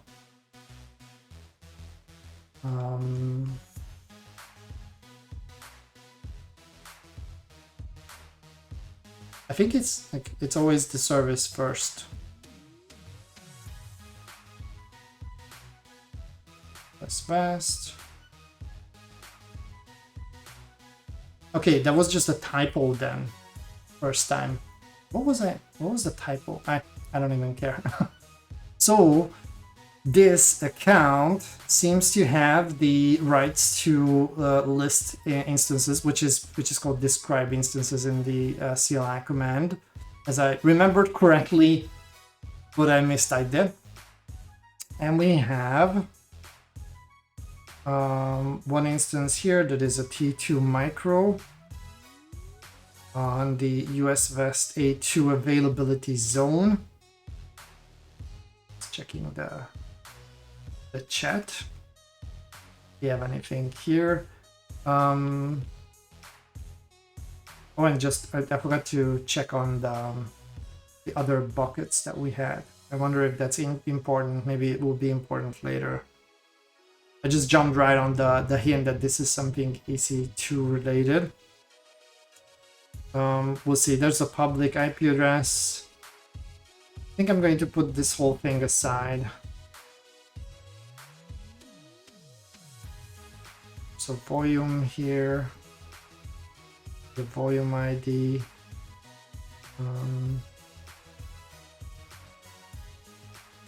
There's an owner ID that could be useful later. This is where the device is mounted.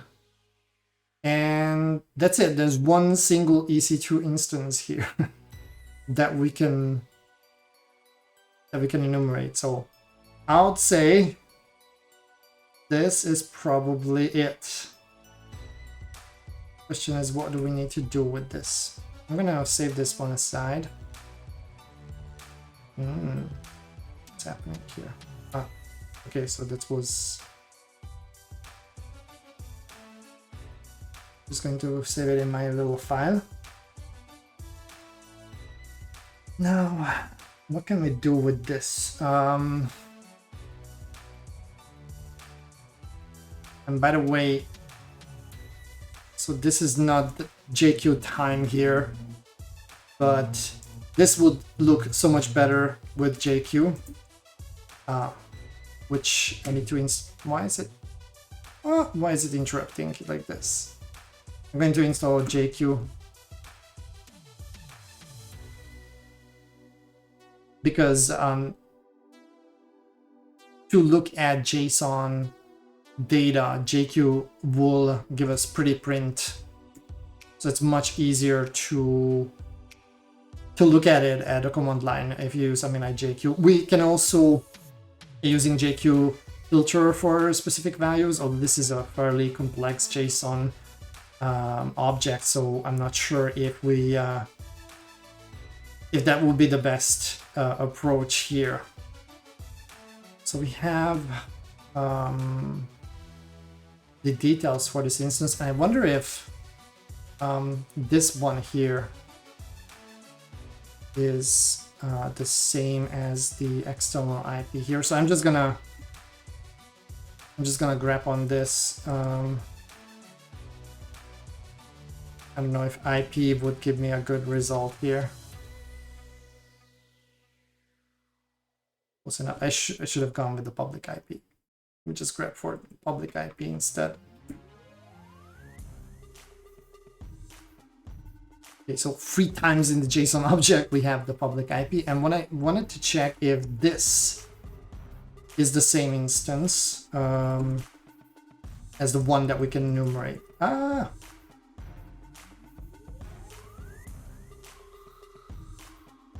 Copy.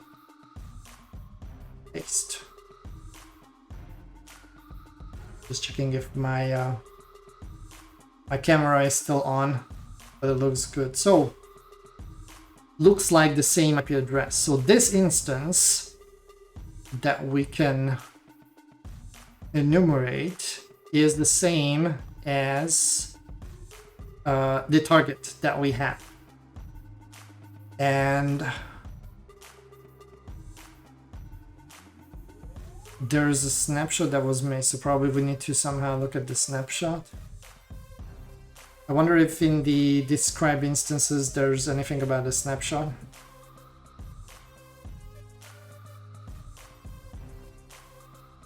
Nope.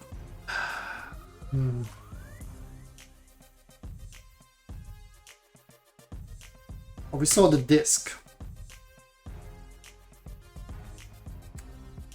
If I could type correctly, of course. So there's a volume attached to it. Well, this is a point where my command line knowledge is kind of getting me with AWS. So is there like a describe volume kind of thing?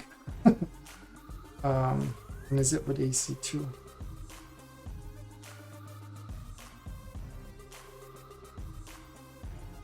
Describe.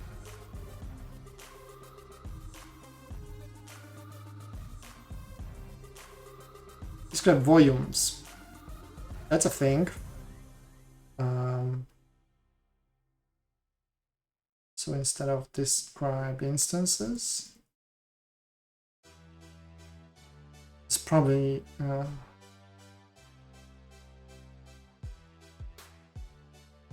because volume can have a snapshot. So okay, there is one single volume. Is this the same one? I should have taken note of the instance ID. I'm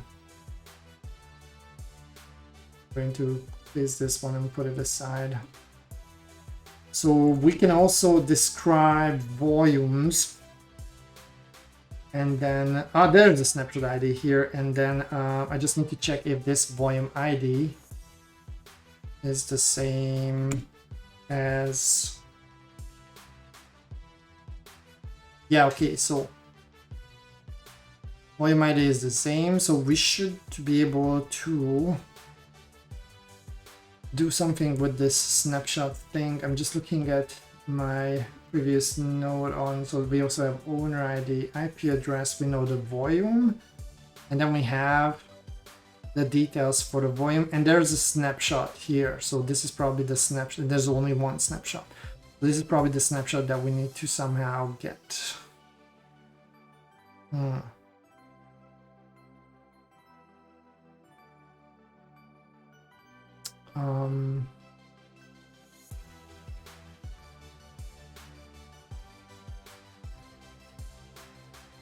But there should be something on describe snapshots as well. Describe snapshot. Snapshots. Okay. I'm very good at it. So we had describe volumes that worked for describe snapshots.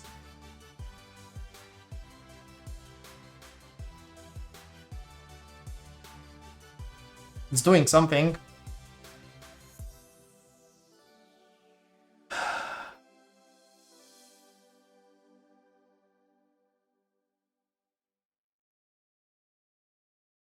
Seemingly taking forever. That's not good.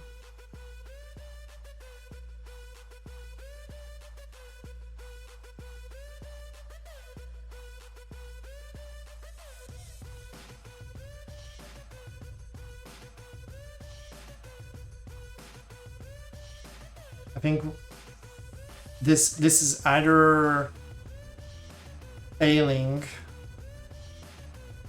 or it's not, and there's just a ton of data coming into my way.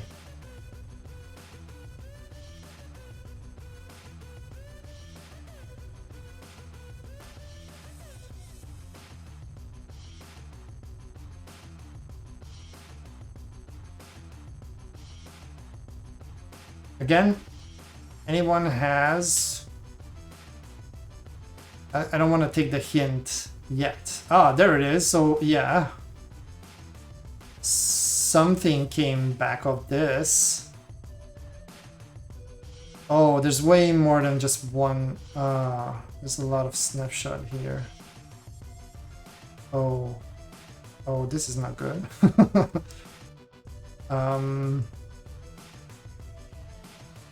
This is way too much. This is a lot of. Yeah, this is a lot of data. So that's why it was taking so long, because it's all the snapshots, and apparently this is not just one single snap. Oh, this is wow. Okay, we need a different approach. So I think there's a way to... One's typing in the chat, anything helpful. So if someone knows how to do this properly, please let me know.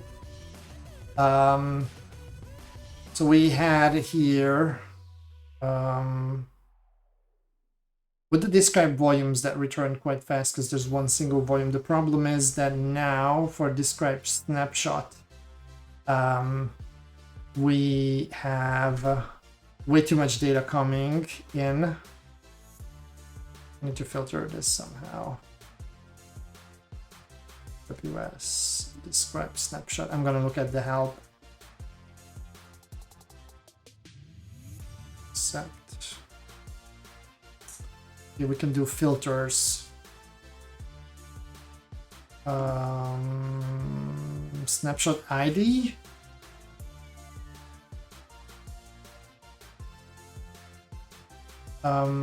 But for the filters, yeah. So it's kind of weird. I do remember this. It's not gonna be it's not gonna be like in JQ where you can just reference the object, but you need to name the value, the name of the attribute, and which is going to be snapshot ID, and then the value, which is going to be the actual identifier, I think. Okay, let's try to cook this one up. So we have this night snapshots, region profile, all that. Okay, filter. Then what's the structure here? I'm just gonna need to copy this now. So value is the snapshot ID, and the name of the filter here is snapshot dash ID, of course. That's not confusing at all.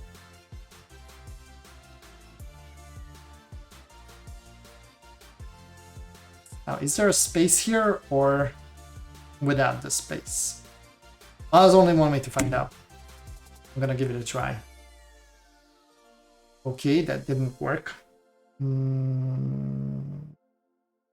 Maybe I messed up that. Could be that there's a space here. No. Try again.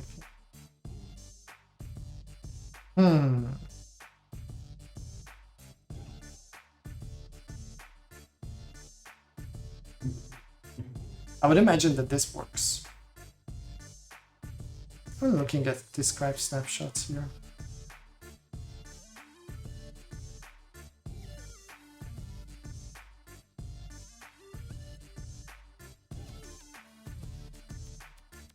Okay. Let's try volume ID then. We do have the volume ID here. I wonder why snapshot ID doesn't work.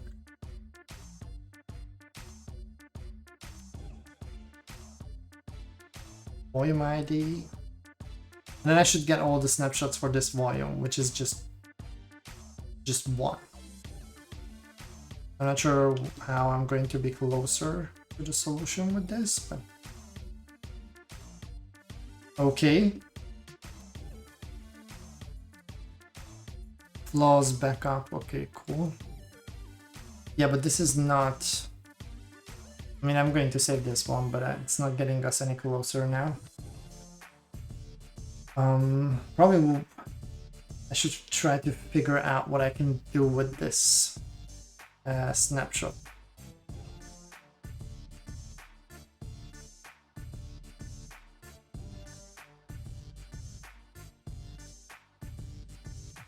Describe snapshots.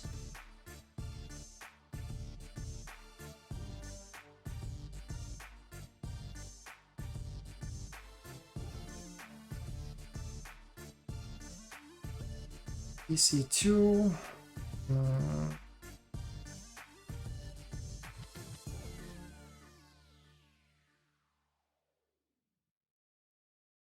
I'm just gonna look in the output, see what comes back.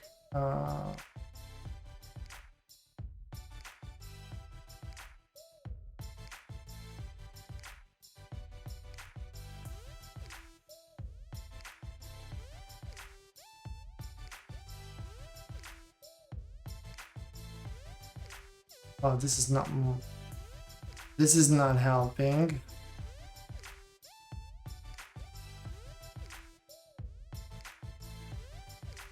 CLI snapshots. Just create snapshot, describe snapshots. I need something that allows me to list out the attributes.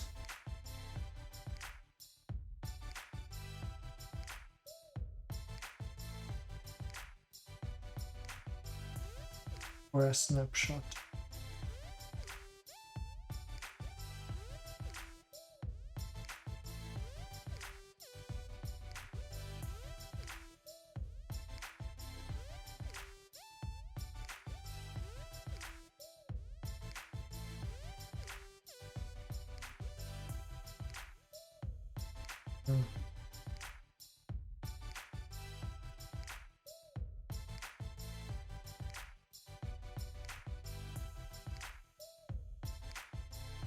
I'm just gonna search for snapshot.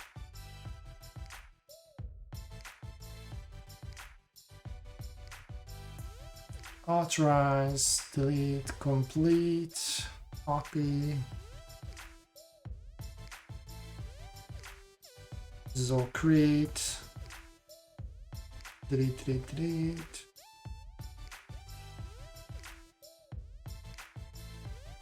Describe cluster, snapshot, DB.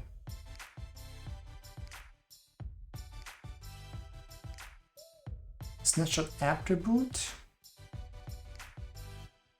Okay, so this one needs a snapshot ID.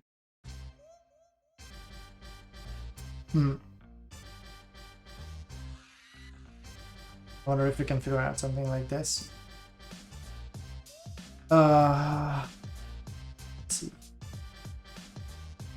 This is a parameter for snapshot ID, so okay, I'll finish that one later. Just going to get here and try to get the attribute. So we can do with this thing. It's just snapshot ID and then a string. Okay.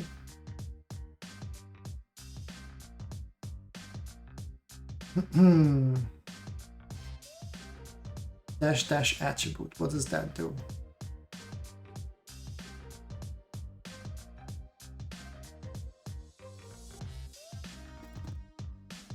Create volume permission or product code. Okay, so we need to create what type of attribute do we want to check on. I guess the create volume is more useful. So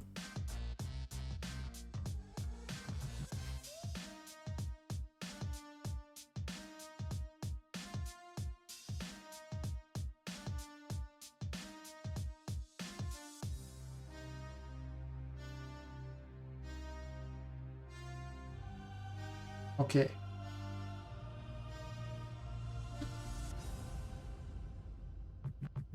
It's doing some, no error occurred. Invalid snapshot. That's weird. I'm pretty sure that's the snapshot that we have. Snapshot ID.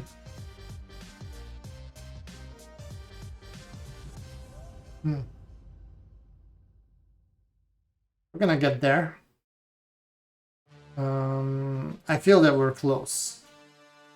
Why is the snapshot ID?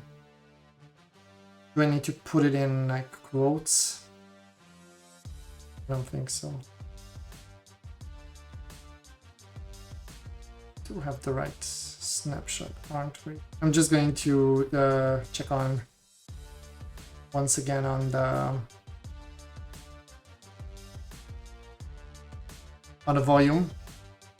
Right, that one had the snapshot ID. Ah, this is a different. What am I trying to? No, this is the same. Looks like the same. So why is it not working?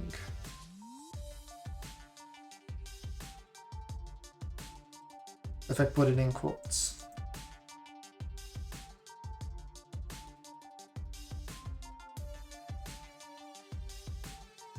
Describe snap. Oh, that looks pretty good though.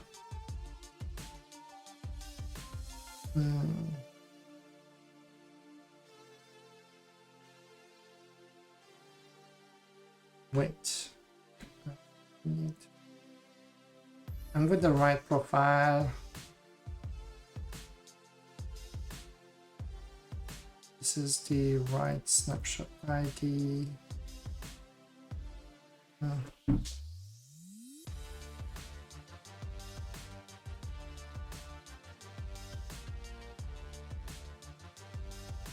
Just looking at my notes, if I'm really looking at the right snapshot here. Wait, something is not right. So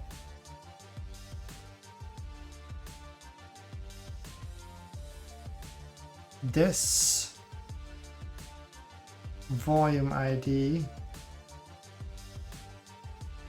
is this snapshot ID, but when we do describe snapshot, this is a different snapshot ID. Let me try this one, because this is 0B, not 0F.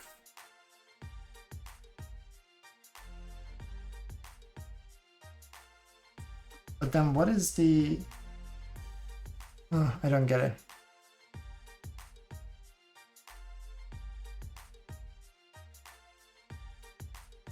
beats me. I don't know why describe volumes points to a different snapshot. But this one, we cannot do anything with it. I'm just going to save this one aside as well. So we cannot do anything with this one. But this other snapshot says that everyone can do anything with it, which means that even I can create a volume out of it,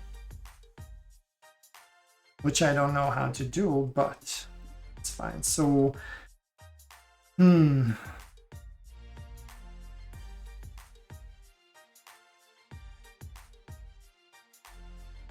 So we should be able to, this is pretty tough. I'm feeling tempted to take a look at the hints actually. So this one seems to be something that we can create a volume of with our own account, which is pretty dope. I wonder if there's something like create volume, kind of rings a bell. Maybe without the dash, not sure. There it is, create volume.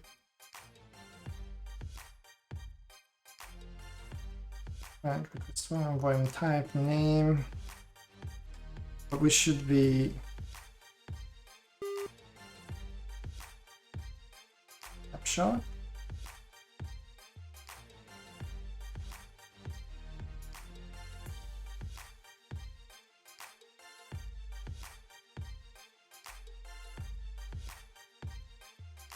Okay, even if I can create a volume, I need to attach it to something.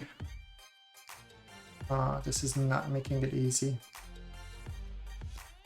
I would think that there's a way how I can just tell that, okay, grab it from this snapshot, and then it would do it.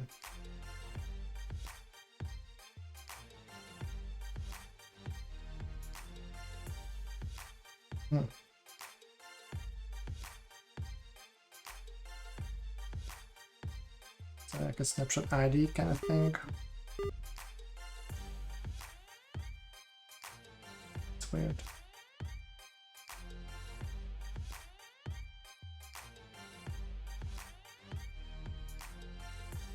Oh wait, but this is, I'm not even sure if this is for EC2. Let me try the command line instead. EC2 create create volume.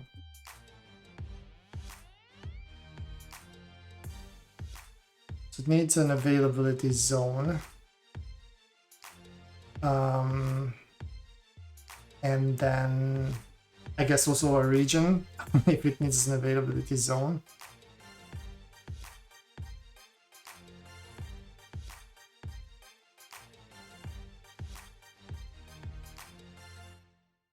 But this one has snapshot ID, so I should be able to use it like this. So it should be create volume, then I need to specify the region and the availability zone where I want to create it. And then I could use my own profile to do it. So, and then I could mount it probably with an EC2 instance. So just see what we can do here. The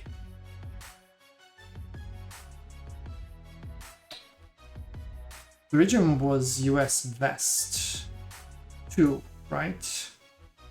So it would be EC2 create volume. Region was US West. Then availability zone, not sure. I think I will just create the instance first. So availability zone, and then we'll see what will be the availability zone. So let me just create a, just need to get my account here and check if there's anything sensitive.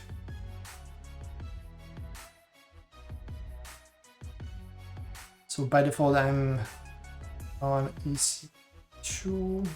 I want to create it in the same region so that it will be fast. Going to create a new instance here. It will be fast to create a volume if it's in the same availability zone, hopefully. Choose an instant type. Micro will be good. All that we want to do is really just to attach that volume that we create from the snapshot. Okay, there's no key pair because I'm not really operating in this region. So let's create a new one. What is this? Flaws cloud. And this is level 4. I'm going to download this key pair. It's going to save it to, it's okay, it's just going to go to my desktop. All right. And that's it. We're going to launch the instance. And normally with the create instance command, I should be able to create a volume and attach it to this instance here that is about to spin up. So it has a disk. And the availability zone is USB 2. So I'm going to drop the other one, hopefully, to the same place. Where's my Kali? And then we needed the snapshot ID. Where is it in my notes? So we had this snapshot ID here.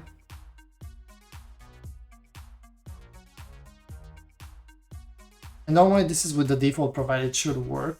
But I will specify mine as AWS test is going to be, so I'm going to take that snapshot that everyone can create a volume. I'm going to create a volume under my own profile. Let me just double check if it's the right zone and all that. Not this one. Okay, so it's this availability zone. And I have the instance running. I wonder if I can just, normally I should be able just to snap it under it, right? I should be able just to snap it under the running VM and I can mount it. So it says creating. Wonder how I can check the status of it, but we don't have the console, so I don't need to struggle more on the command line for this one. So volumes. Look at that, look at that. I have a new one. I have a new volume here. That is so cool. So I'm stealing the snapshot here. That is awesome. That's a really good level. I mean, we're struggling like hell, but this is awesome. So you can create a volume from another snapshot. So should be able to attach this one now.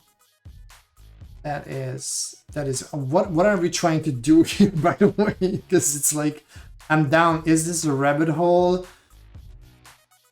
So okay. Okay, so there must be something interesting in this snapshot. So I will be able to mount it. And I think, yeah, so the idea is because this one is password protected. So we should be able to find somehow the password from that snapshot. This is not an easy, I was not expecting to have so much difficulty after especially the first 3 levels, but okay, this is challenging.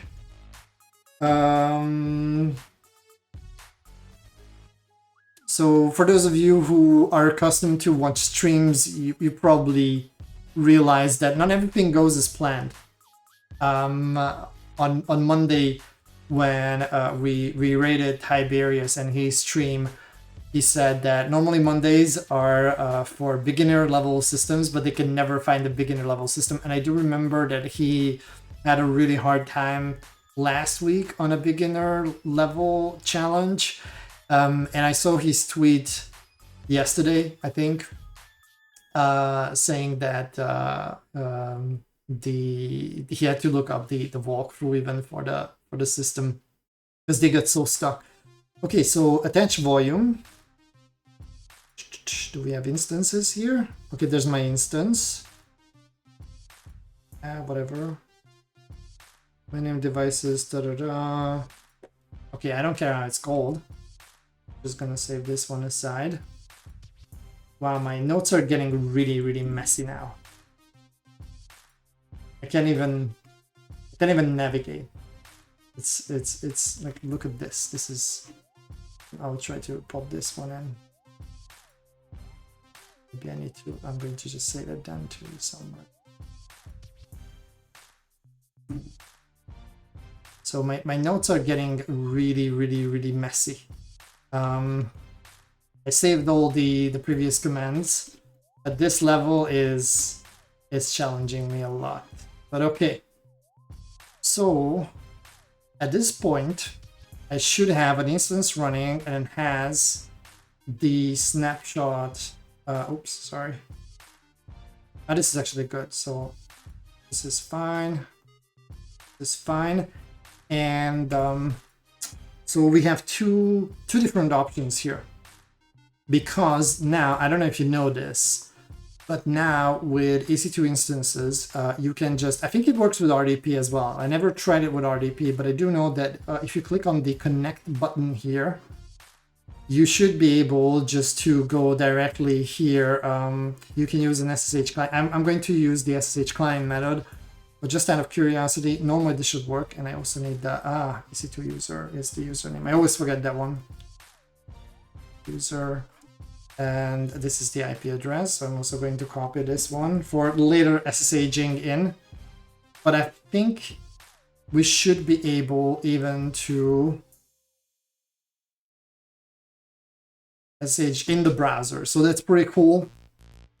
I mean, that might be, I prefer still to go back to the Kali and SSH in properly.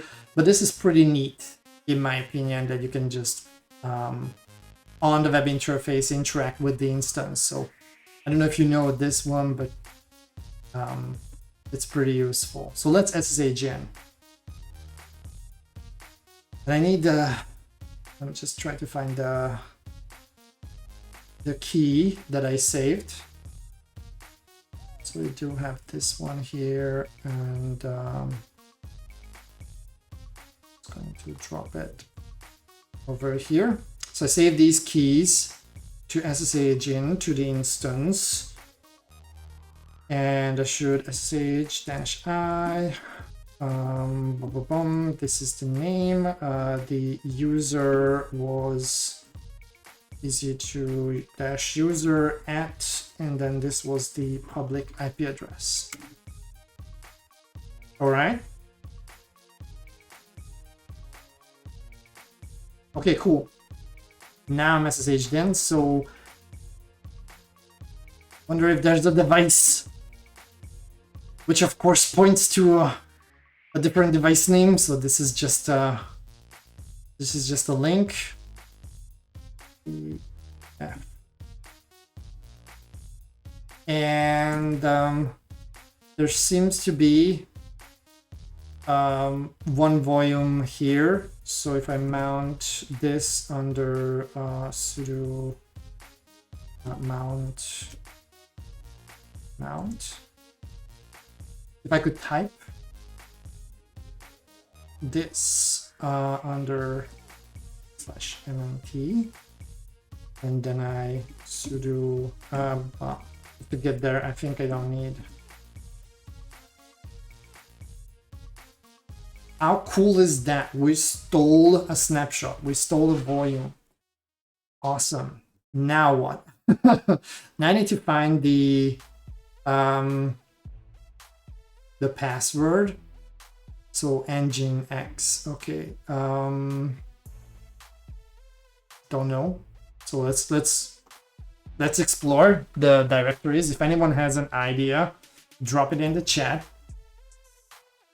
If you're still hanging there, I think we went to a level that was kind of painful. But if you're lost, or because I'm kind of lost here, so I think I could use a wrap up what we did so far. But if you're lost at any time, let me know, because here the goal is really to learn together. And if you have a good idea, like what should I do right now, because I really have no idea, then let me know, because this is really getting a tough one. But basically what we did so far, just going to try to wrap it up. So we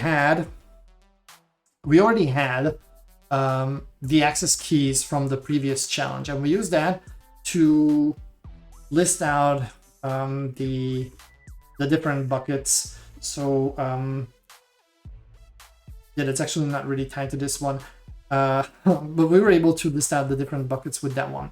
And then on for the level 4 part, we got 2 hints that this is related to EC2, and that we need to look for a snapshot. So I went and did describe instances. I'm just repeat the command here. So I did describe instances with the, again, note with the profile that we created from the previous level, and then this resulted in finding where's the instance ID, this instance here for this AWS account. And then let me just look at my notes. So we did that, and then we tried to find a snapshot. So I did describe volumes, which strangely enough returned a different snapshot ID than this one here, which was incorrect. But using the volume ID, we did this one. We did the describe snapshot command, and this with the volume ID, so filtering, because we saw a lot of different snapshots. So this account has, I don't know, I haven't counted how many of these, but that volume has one single snapshot. Now, if someone knows why I'm seeing here, and I will check this one out for the next stream, but I don't know why am I seeing here a different snapshot ID as opposed to this one here. No, this is the volume ID. Where is it? As opposed to this one here with describe snapshot. So if anyone knows it, let me know, because I'm not 100% sure why this was different. And then afterwards, let me look at my notes. So afterwards, what we had, yeah, so we did, this one didn't succeed, came with anything with the incorrect snapshot ID, if you remember that. So this one just gives us an error, and we had to figure out the describe snapshot attribute. I'm never going to forget this one ever again. But we did manage to then figure out that this was the incorrect snapshot ID, and with the right snapshot ID, we figured out that this snapshot for the create volume permission has group all, which is everyone. So it's the everyone with a capital E, and that means that every psychopath on the internet with an AWS account can create a volume out of this. And this is what I did, kind of acting as that psychopath. So I created an instance in the same region just to make it fast, and I don't know if this one costed me anything, but we'll see when the bill comes out. And created an instance, and then use the create volume with the snapshot ID to create. I'm not going to repeat that one though, but it's here in the note. My messy note. No, it's not here. Why is it not here? I forgot to save it. Okay, awesome. Anyways, we use the create snapshot command. I will try to find it because I do want to save this for later. There it is. So we use the create volume with the snapshot ID, and we were able to create a new volume and attach it to our EC2 instance, and then we mounted it, and now we can dig into the file system. Hope it's clear for everyone. I think it's pretty neat. I'm enjoying this a lot, even though we struggle like hell. And we're kind of running out of time, but that's okay. I guess Flaws 2 will be for the next stream, probably even level... Well, we'll see if we can do level 5. We can try to do level 5 and then level 6, I'm pretty sure. If it's this level of difficulty, then we're not going to do level 6. We're going to do it with the next stream. And what we're going to do next is try to figure out the password for this site, which seems to be just doing basic auth. Well, let's dig in what we can see under the Etsy directory, for example.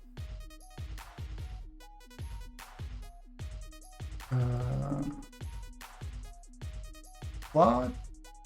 Oh, no. Etsy.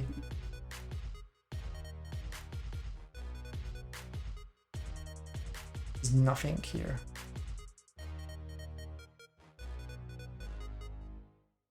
What's happening? There's no Nginx here. That's useful.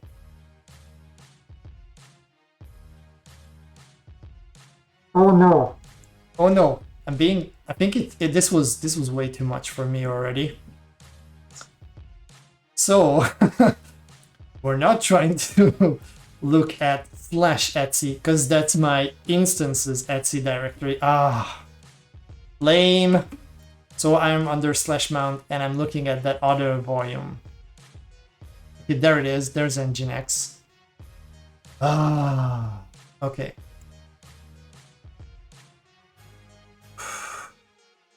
This is a tough one. This is a toughie. I was not expecting this, but it's really cool. Okay. I kind of like the HT password file here.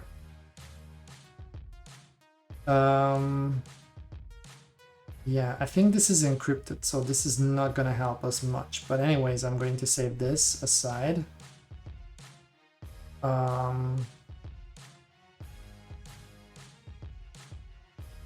But we do know that the username is flaws. It's just that this one, I think this is even salted. So I'm pretty sure we don't have to crack this one. But I mean, let me just very random. I'm gonna try it. Makes 0 sense, but let's try it. So the password, because it can be in the HT access file. No, it's not working. It can be just in the clear, but no, this is actually salted and properly hashed, so no dice. Okay. New plan. I'm gonna do a find on /mount. The name should be something like fast, and probably need to do it as sudo so I won't get warnings.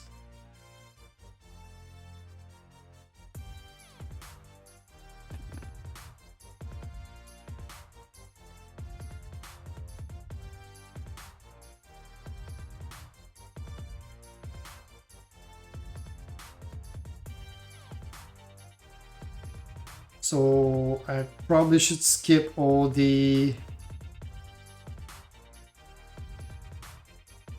bar backups, passvd backup. Yeah, but it's probably not the, yeah, this is not, and it's permission denied. I think this is actually the passvd file.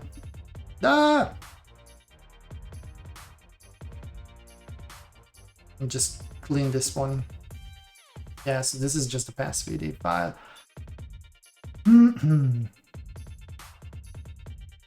Boot no, bin, let's skip that one. USR bypass class. passvd again, but this is under USR share. That's the actual. Do we even see the? Yeah, so it's here. we do a different kind of search. I do like to use grep in these cases. Should we look for grep? I'm going to do the rain thing again. Well, maybe not treat everything as a binary, ASCII rather.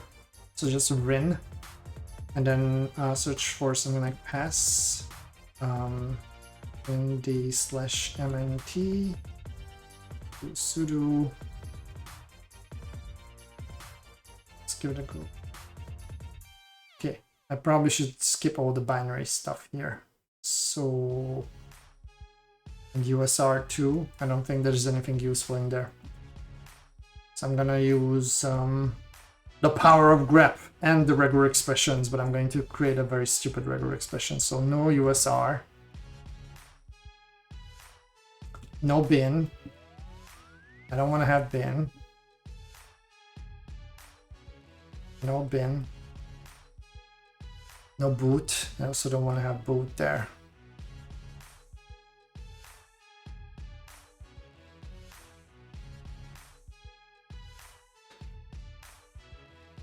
Wait a second. It's the roots bash history. Okay. Looky. This is the creation. So it is encrypted. And this is the creation of that file in the nginx directory. I think we have the password finally. After like, what, an hour? It only took an hour? Oh, I'm too afraid to try it out even. I'm going to save that file aside before I lose it for some reason. Okay. Should we give it a try? Who wants to give it a try? Maybe we should give it a try. You folks are awfully silent. I think this was kind of, if it works. Yes, it does. This wasn't easy. I'm going to put this one aside here real fast. Wait, that's not even level 5. What is it? Remove bookmarks. So this is level 5. This is just to get to level 5. Wow. Okay, why is it not having the proper like level name? I'm going to rename this so we know that it's level 5. Edit bookmark. Okay, so wow, that wasn't easy. That wasn't easy. Maybe we should finish the stream right here before jumping to level 5. All right, let's see what would have been the proper solution for this one. So let's try to learn from this. Okay, you can snapshot disk volume of EC2 as a backup. Yes, in this case, the snapshot was made public, but you will need to find it. Yes, it was not easy. To do this, first we need the account ID, which we can get using the AWS key from previous level. Okay, so that's interesting. What would be the purpose of getting the account? I think we also had the owner ID, by the way, so I'm not sure if this one will get us. Yeah, I do remember having the owner ID. I'll just try to search for this in our notes. There's the ID. So we got the owner ID, but okay, there's a different way of getting the owner ID apparently, with the STS get caller identity command. I want to try this one out too. So AWS. And what was the name of the profile? This was the profile name here. Okay, so cool. We have the account ID. And then using the command also tells you the name of the account, which in this case is named backup. Oh. Ah, okay. That's cool. Didn't see that one, or did we? I wonder if we saw that one. Yeah, we did. So when we had the describe snapshot, but it's kind of, yeah, okay, so but this one just says flaws backup. So yeah, not sure if this would have been the most useful thing here. Okay, and next discover the snapshot. Describe snapshot owner ID. Okay, we oh.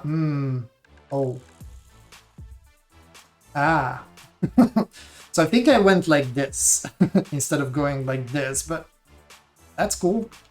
So you can do describe snapshots with the owner ID.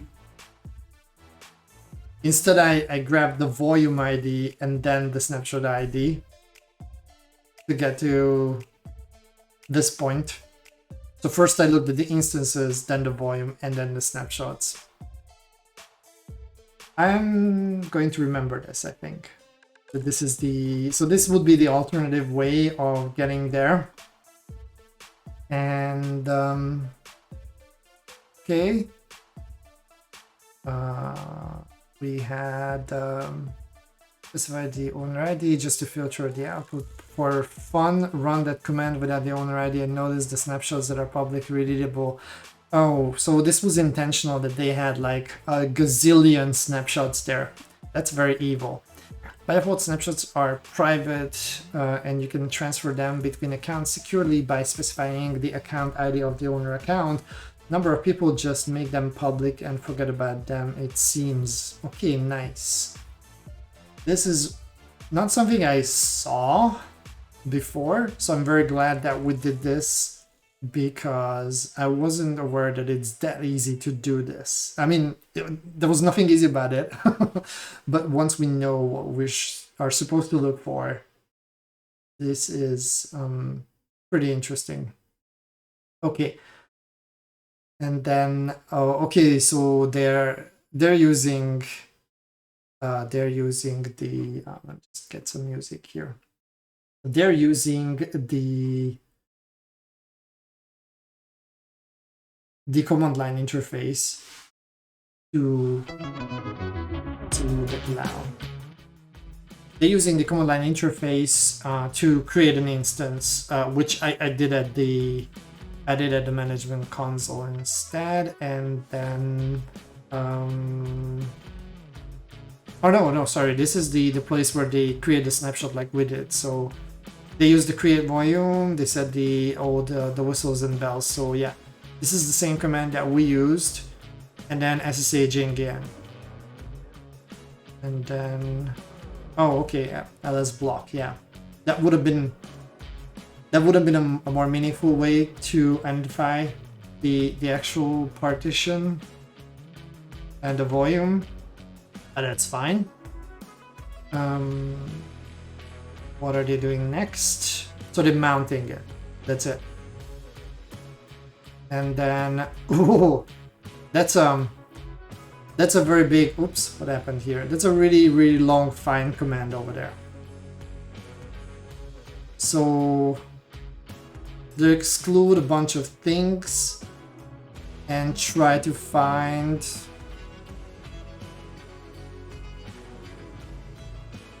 because it's piping into less, but there was nothing as an output.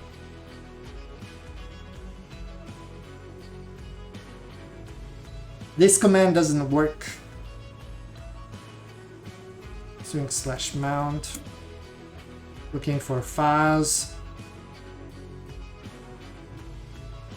Wonder what M time is.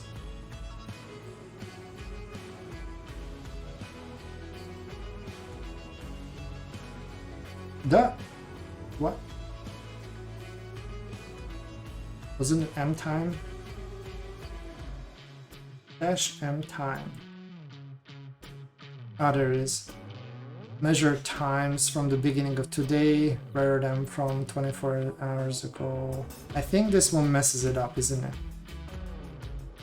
Not sure why they're doing M time here. Did they try to look for more recent ones? No. I don't really get this command. If anyone gets what this tries to accomplish and why it doesn't work, just let me know. So yeah, this one gets a ton of files, but this is not useful at all. Fine. Okay, I think this is kind of broken. And then in the Ubuntu users from there. Oh. Oh. Well, we did see this command. Ah. Seriously? There's just a script over there? Where did it go? /mount. Nah. Yeah, no, this is good. And then home, not /home. Like I did it with Etsy.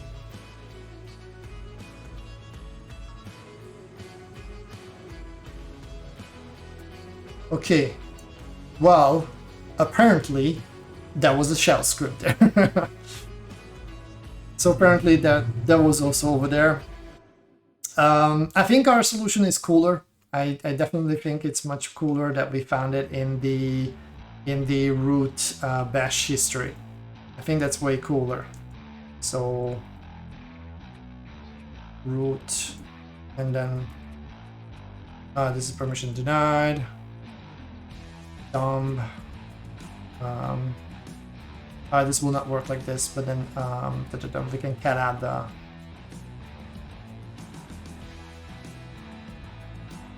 bash history of root like this, and we should see in here the creation. I think this is way cooler, but seemingly not intended way of doing it. Okay, fine. Are there any other hints? No, and then yeah, username and password, enter those and then get in there. Now I just realized that I need to save these if we want to continue with this one later. So I do have them in my notes. I do have them right here. And apparently, yeah, that was also the script, apparently, with the username and password. So that's also fine. And next time we go back, because this one, this folder in this bucket is actually fine. It's the not this one. Yeah, it's this one here, which is running the application, and it has the Nginx authentication page. But that's something that we already have. So we have the page for level 5, and we can continue from here next time, I think, because at this point I don't think it's wise to get started with the level. So let's just wrap it up with the lessons learned, and then we'll see if anyone has some remarks or questions. I didn't expect level 4 to be so complex, especially after we rushed through level 1, level 2, and level 3. But eventually we got there. Wasn't easy. So lessons learned. AVS allows you to make snapshots of EC2 databases.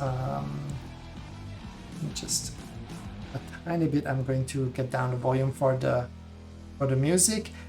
And what was I? Main purpose for that is to make backups, but people sometimes use snapshots to get access back to their own EC2s when they forget the passwords. This also allows attackers to get access to things. Snapshots are normally restricted to your own account.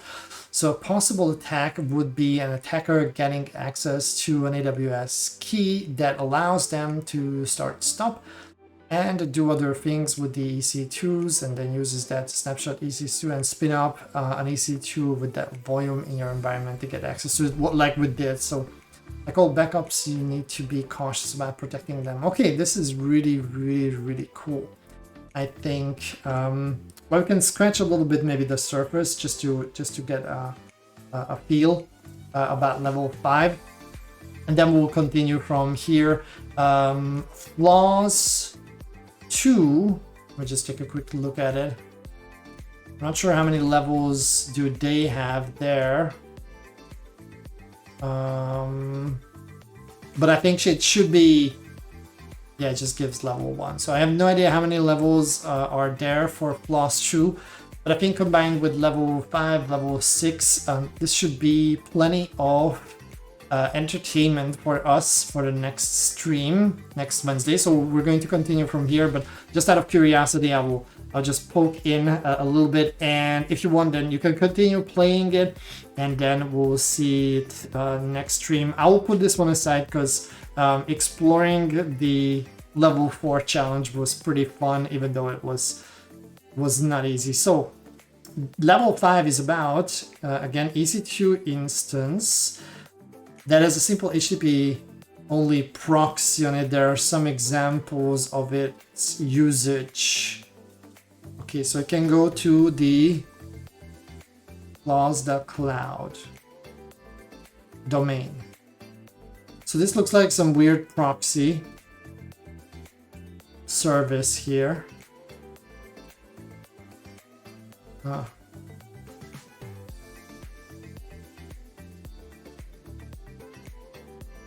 Never SSL.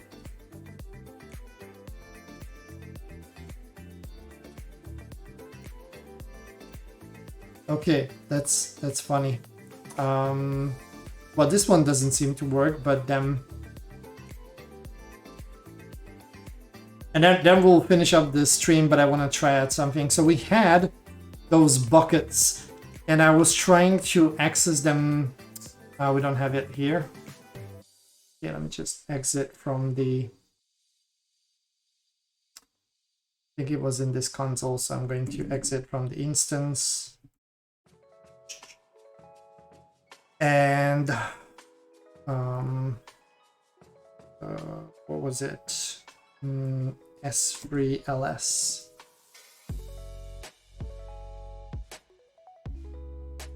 So we had this one here. It might be just using this because it works with flaws.cloud. So, and this was the bucket for level 5. Wait, no. That doesn't make too much sense. We're already able to list this one. Yeah, no, not this one. But we have the other ones here, so can we do, I don't know, like there's another one here. Maybe this one works. No. Why is it not proxying these? Probably no access to them. Well, then there's this one, but I don't think this will work like this. Yeah, nope.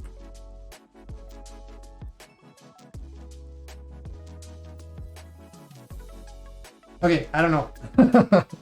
I don't know, I'm not sure. Still, was worth a try. And then see if you can use this proxy to figure out... Oh, some stupid... Okay, just one more thing. One more thing. And then we're going to... Because we're trying to get from... Wait, but... Yeah, the point of level 5 is to get to level 6, right? So let's try just this one last thing. Okay, no. Anyways,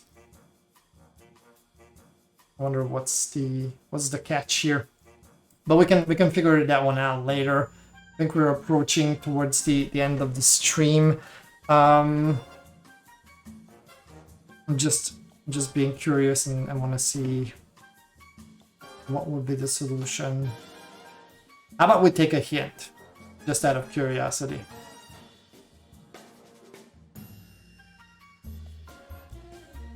Ah, okay. Okay, it makes sense. So this IP address here is a special one. It's special because it's for the this is the instance metadata service IP address. So this is something that basically every cloud provider is using, and Version 1 doesn't require you to do any authentication. This is where you can store metadata related to your instances, to your buckets, and sometimes it does store secrets. Okay, I say that this one might be easier if it's just that. So let me try to do this. So we have the, where's the stupid proxy thingy? So we have the proxy. And if we try to then, instead of this, go to the IP address. I think like this, we're not gonna get anything useful. Oh no, there is.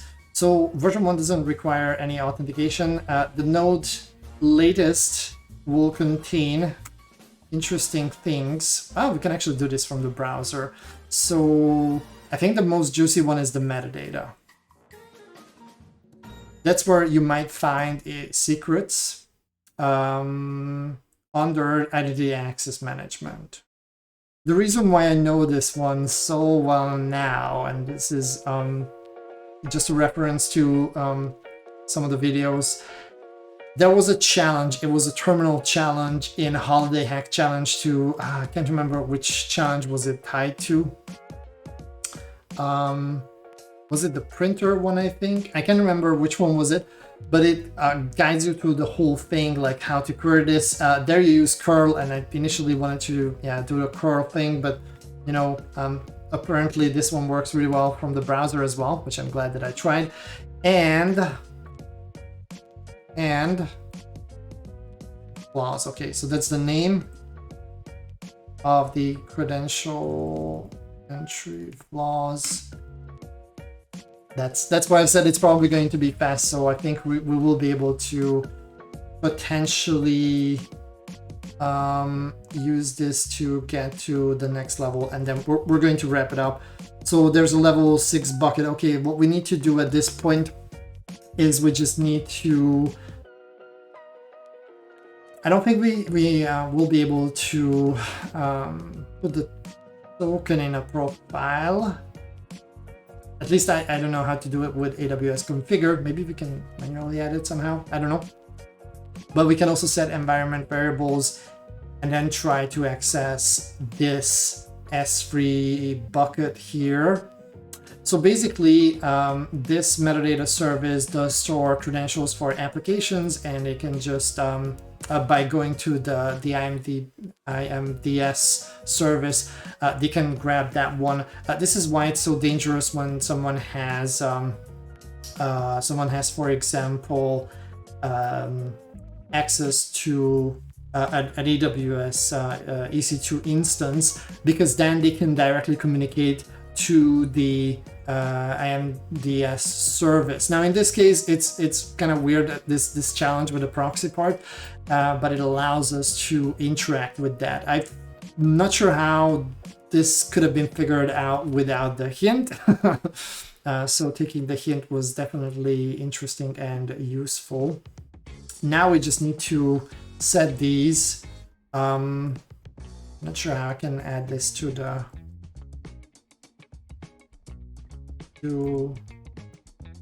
profile. It'll be a CLI profile. Using temporary credentials with AWS resources.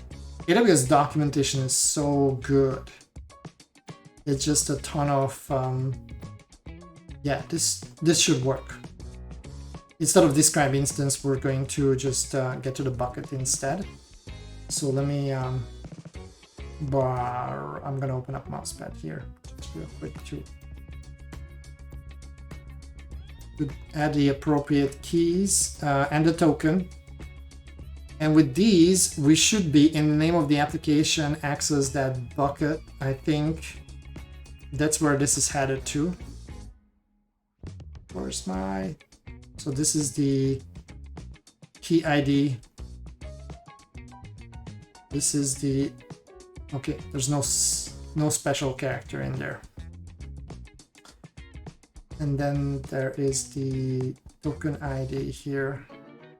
Sorry, the token itself. So these are just going to be environment variables. If I delete the $, that we're going to set at the command line, where we're going to attempt to then list out the contents of that bucket. So this should be good. AWS s3 list s3 : / and then there is this is the name of that bucket. Pop it like this. I have a good feeling about this one. And then probably gonna need the region. And this will take into account now these environment variables, if all goes well. And it does. It does! Okay, cool. So we actually managed to finish 5 before, well, sort of before the end. It's not, we're not that bad. So let me just create another directory here for later use. So this is level 5. I don't think we had anything for level 4, not cd. Make directory. And then I want to let's do the sync.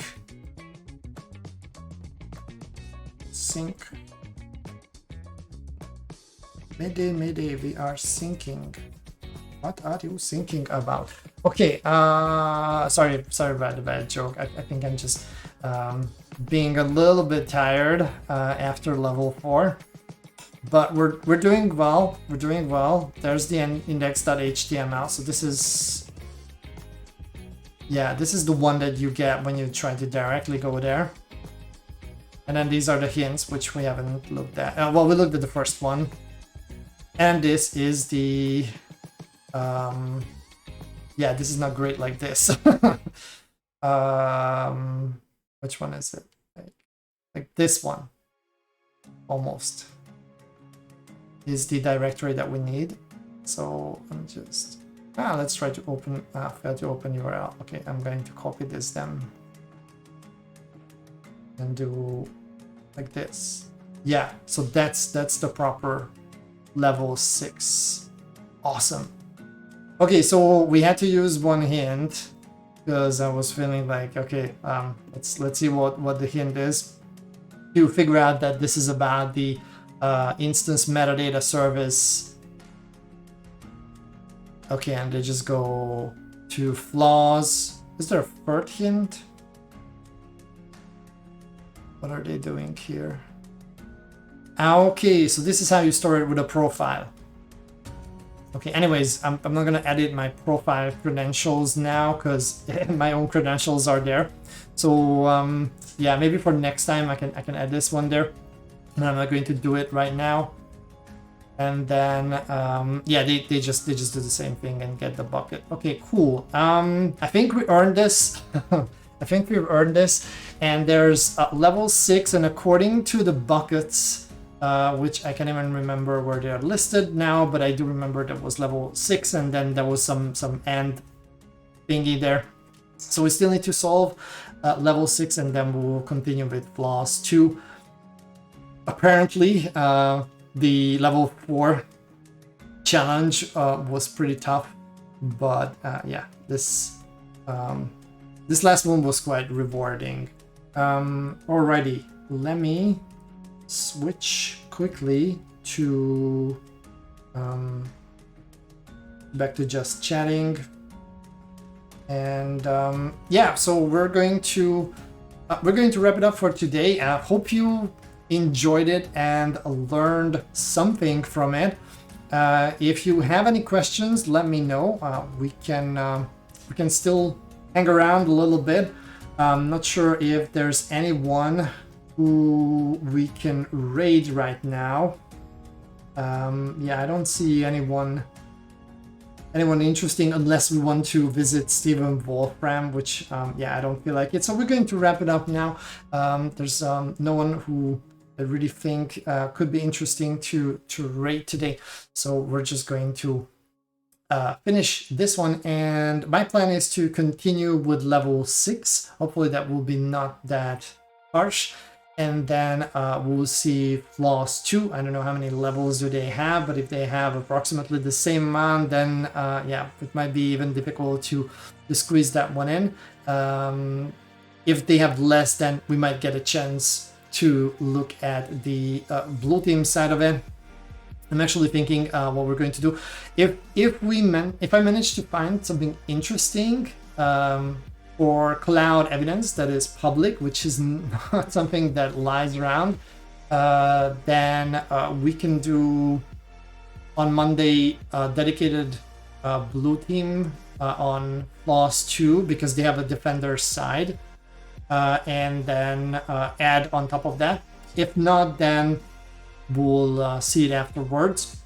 But this was all for today. Thank you for being here. If you haven't subscribed, or not subscribed, but followed the channel, I recommend doing it, because that way you will get a notification when we go online. At least I hope. I need to check the settings, but I'm pretty sure that's what is supposed to happen when we go online. So you get a notification from Twitch, and that way you will not miss it.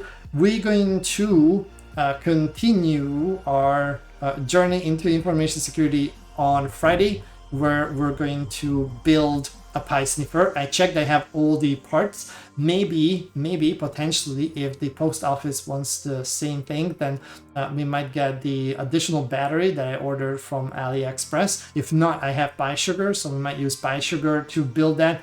And then we're potentially also going to build a Ponagochi, because I checked and we also have the parts for that one. We'll see, not sure. And Saturday or Sunday, we're going to assemble that Prusa Mini. So that's all for today. Thank you for being here. Have a wonderful evening or afternoon, or what you have, depending on your region. And see you on Friday. Bye.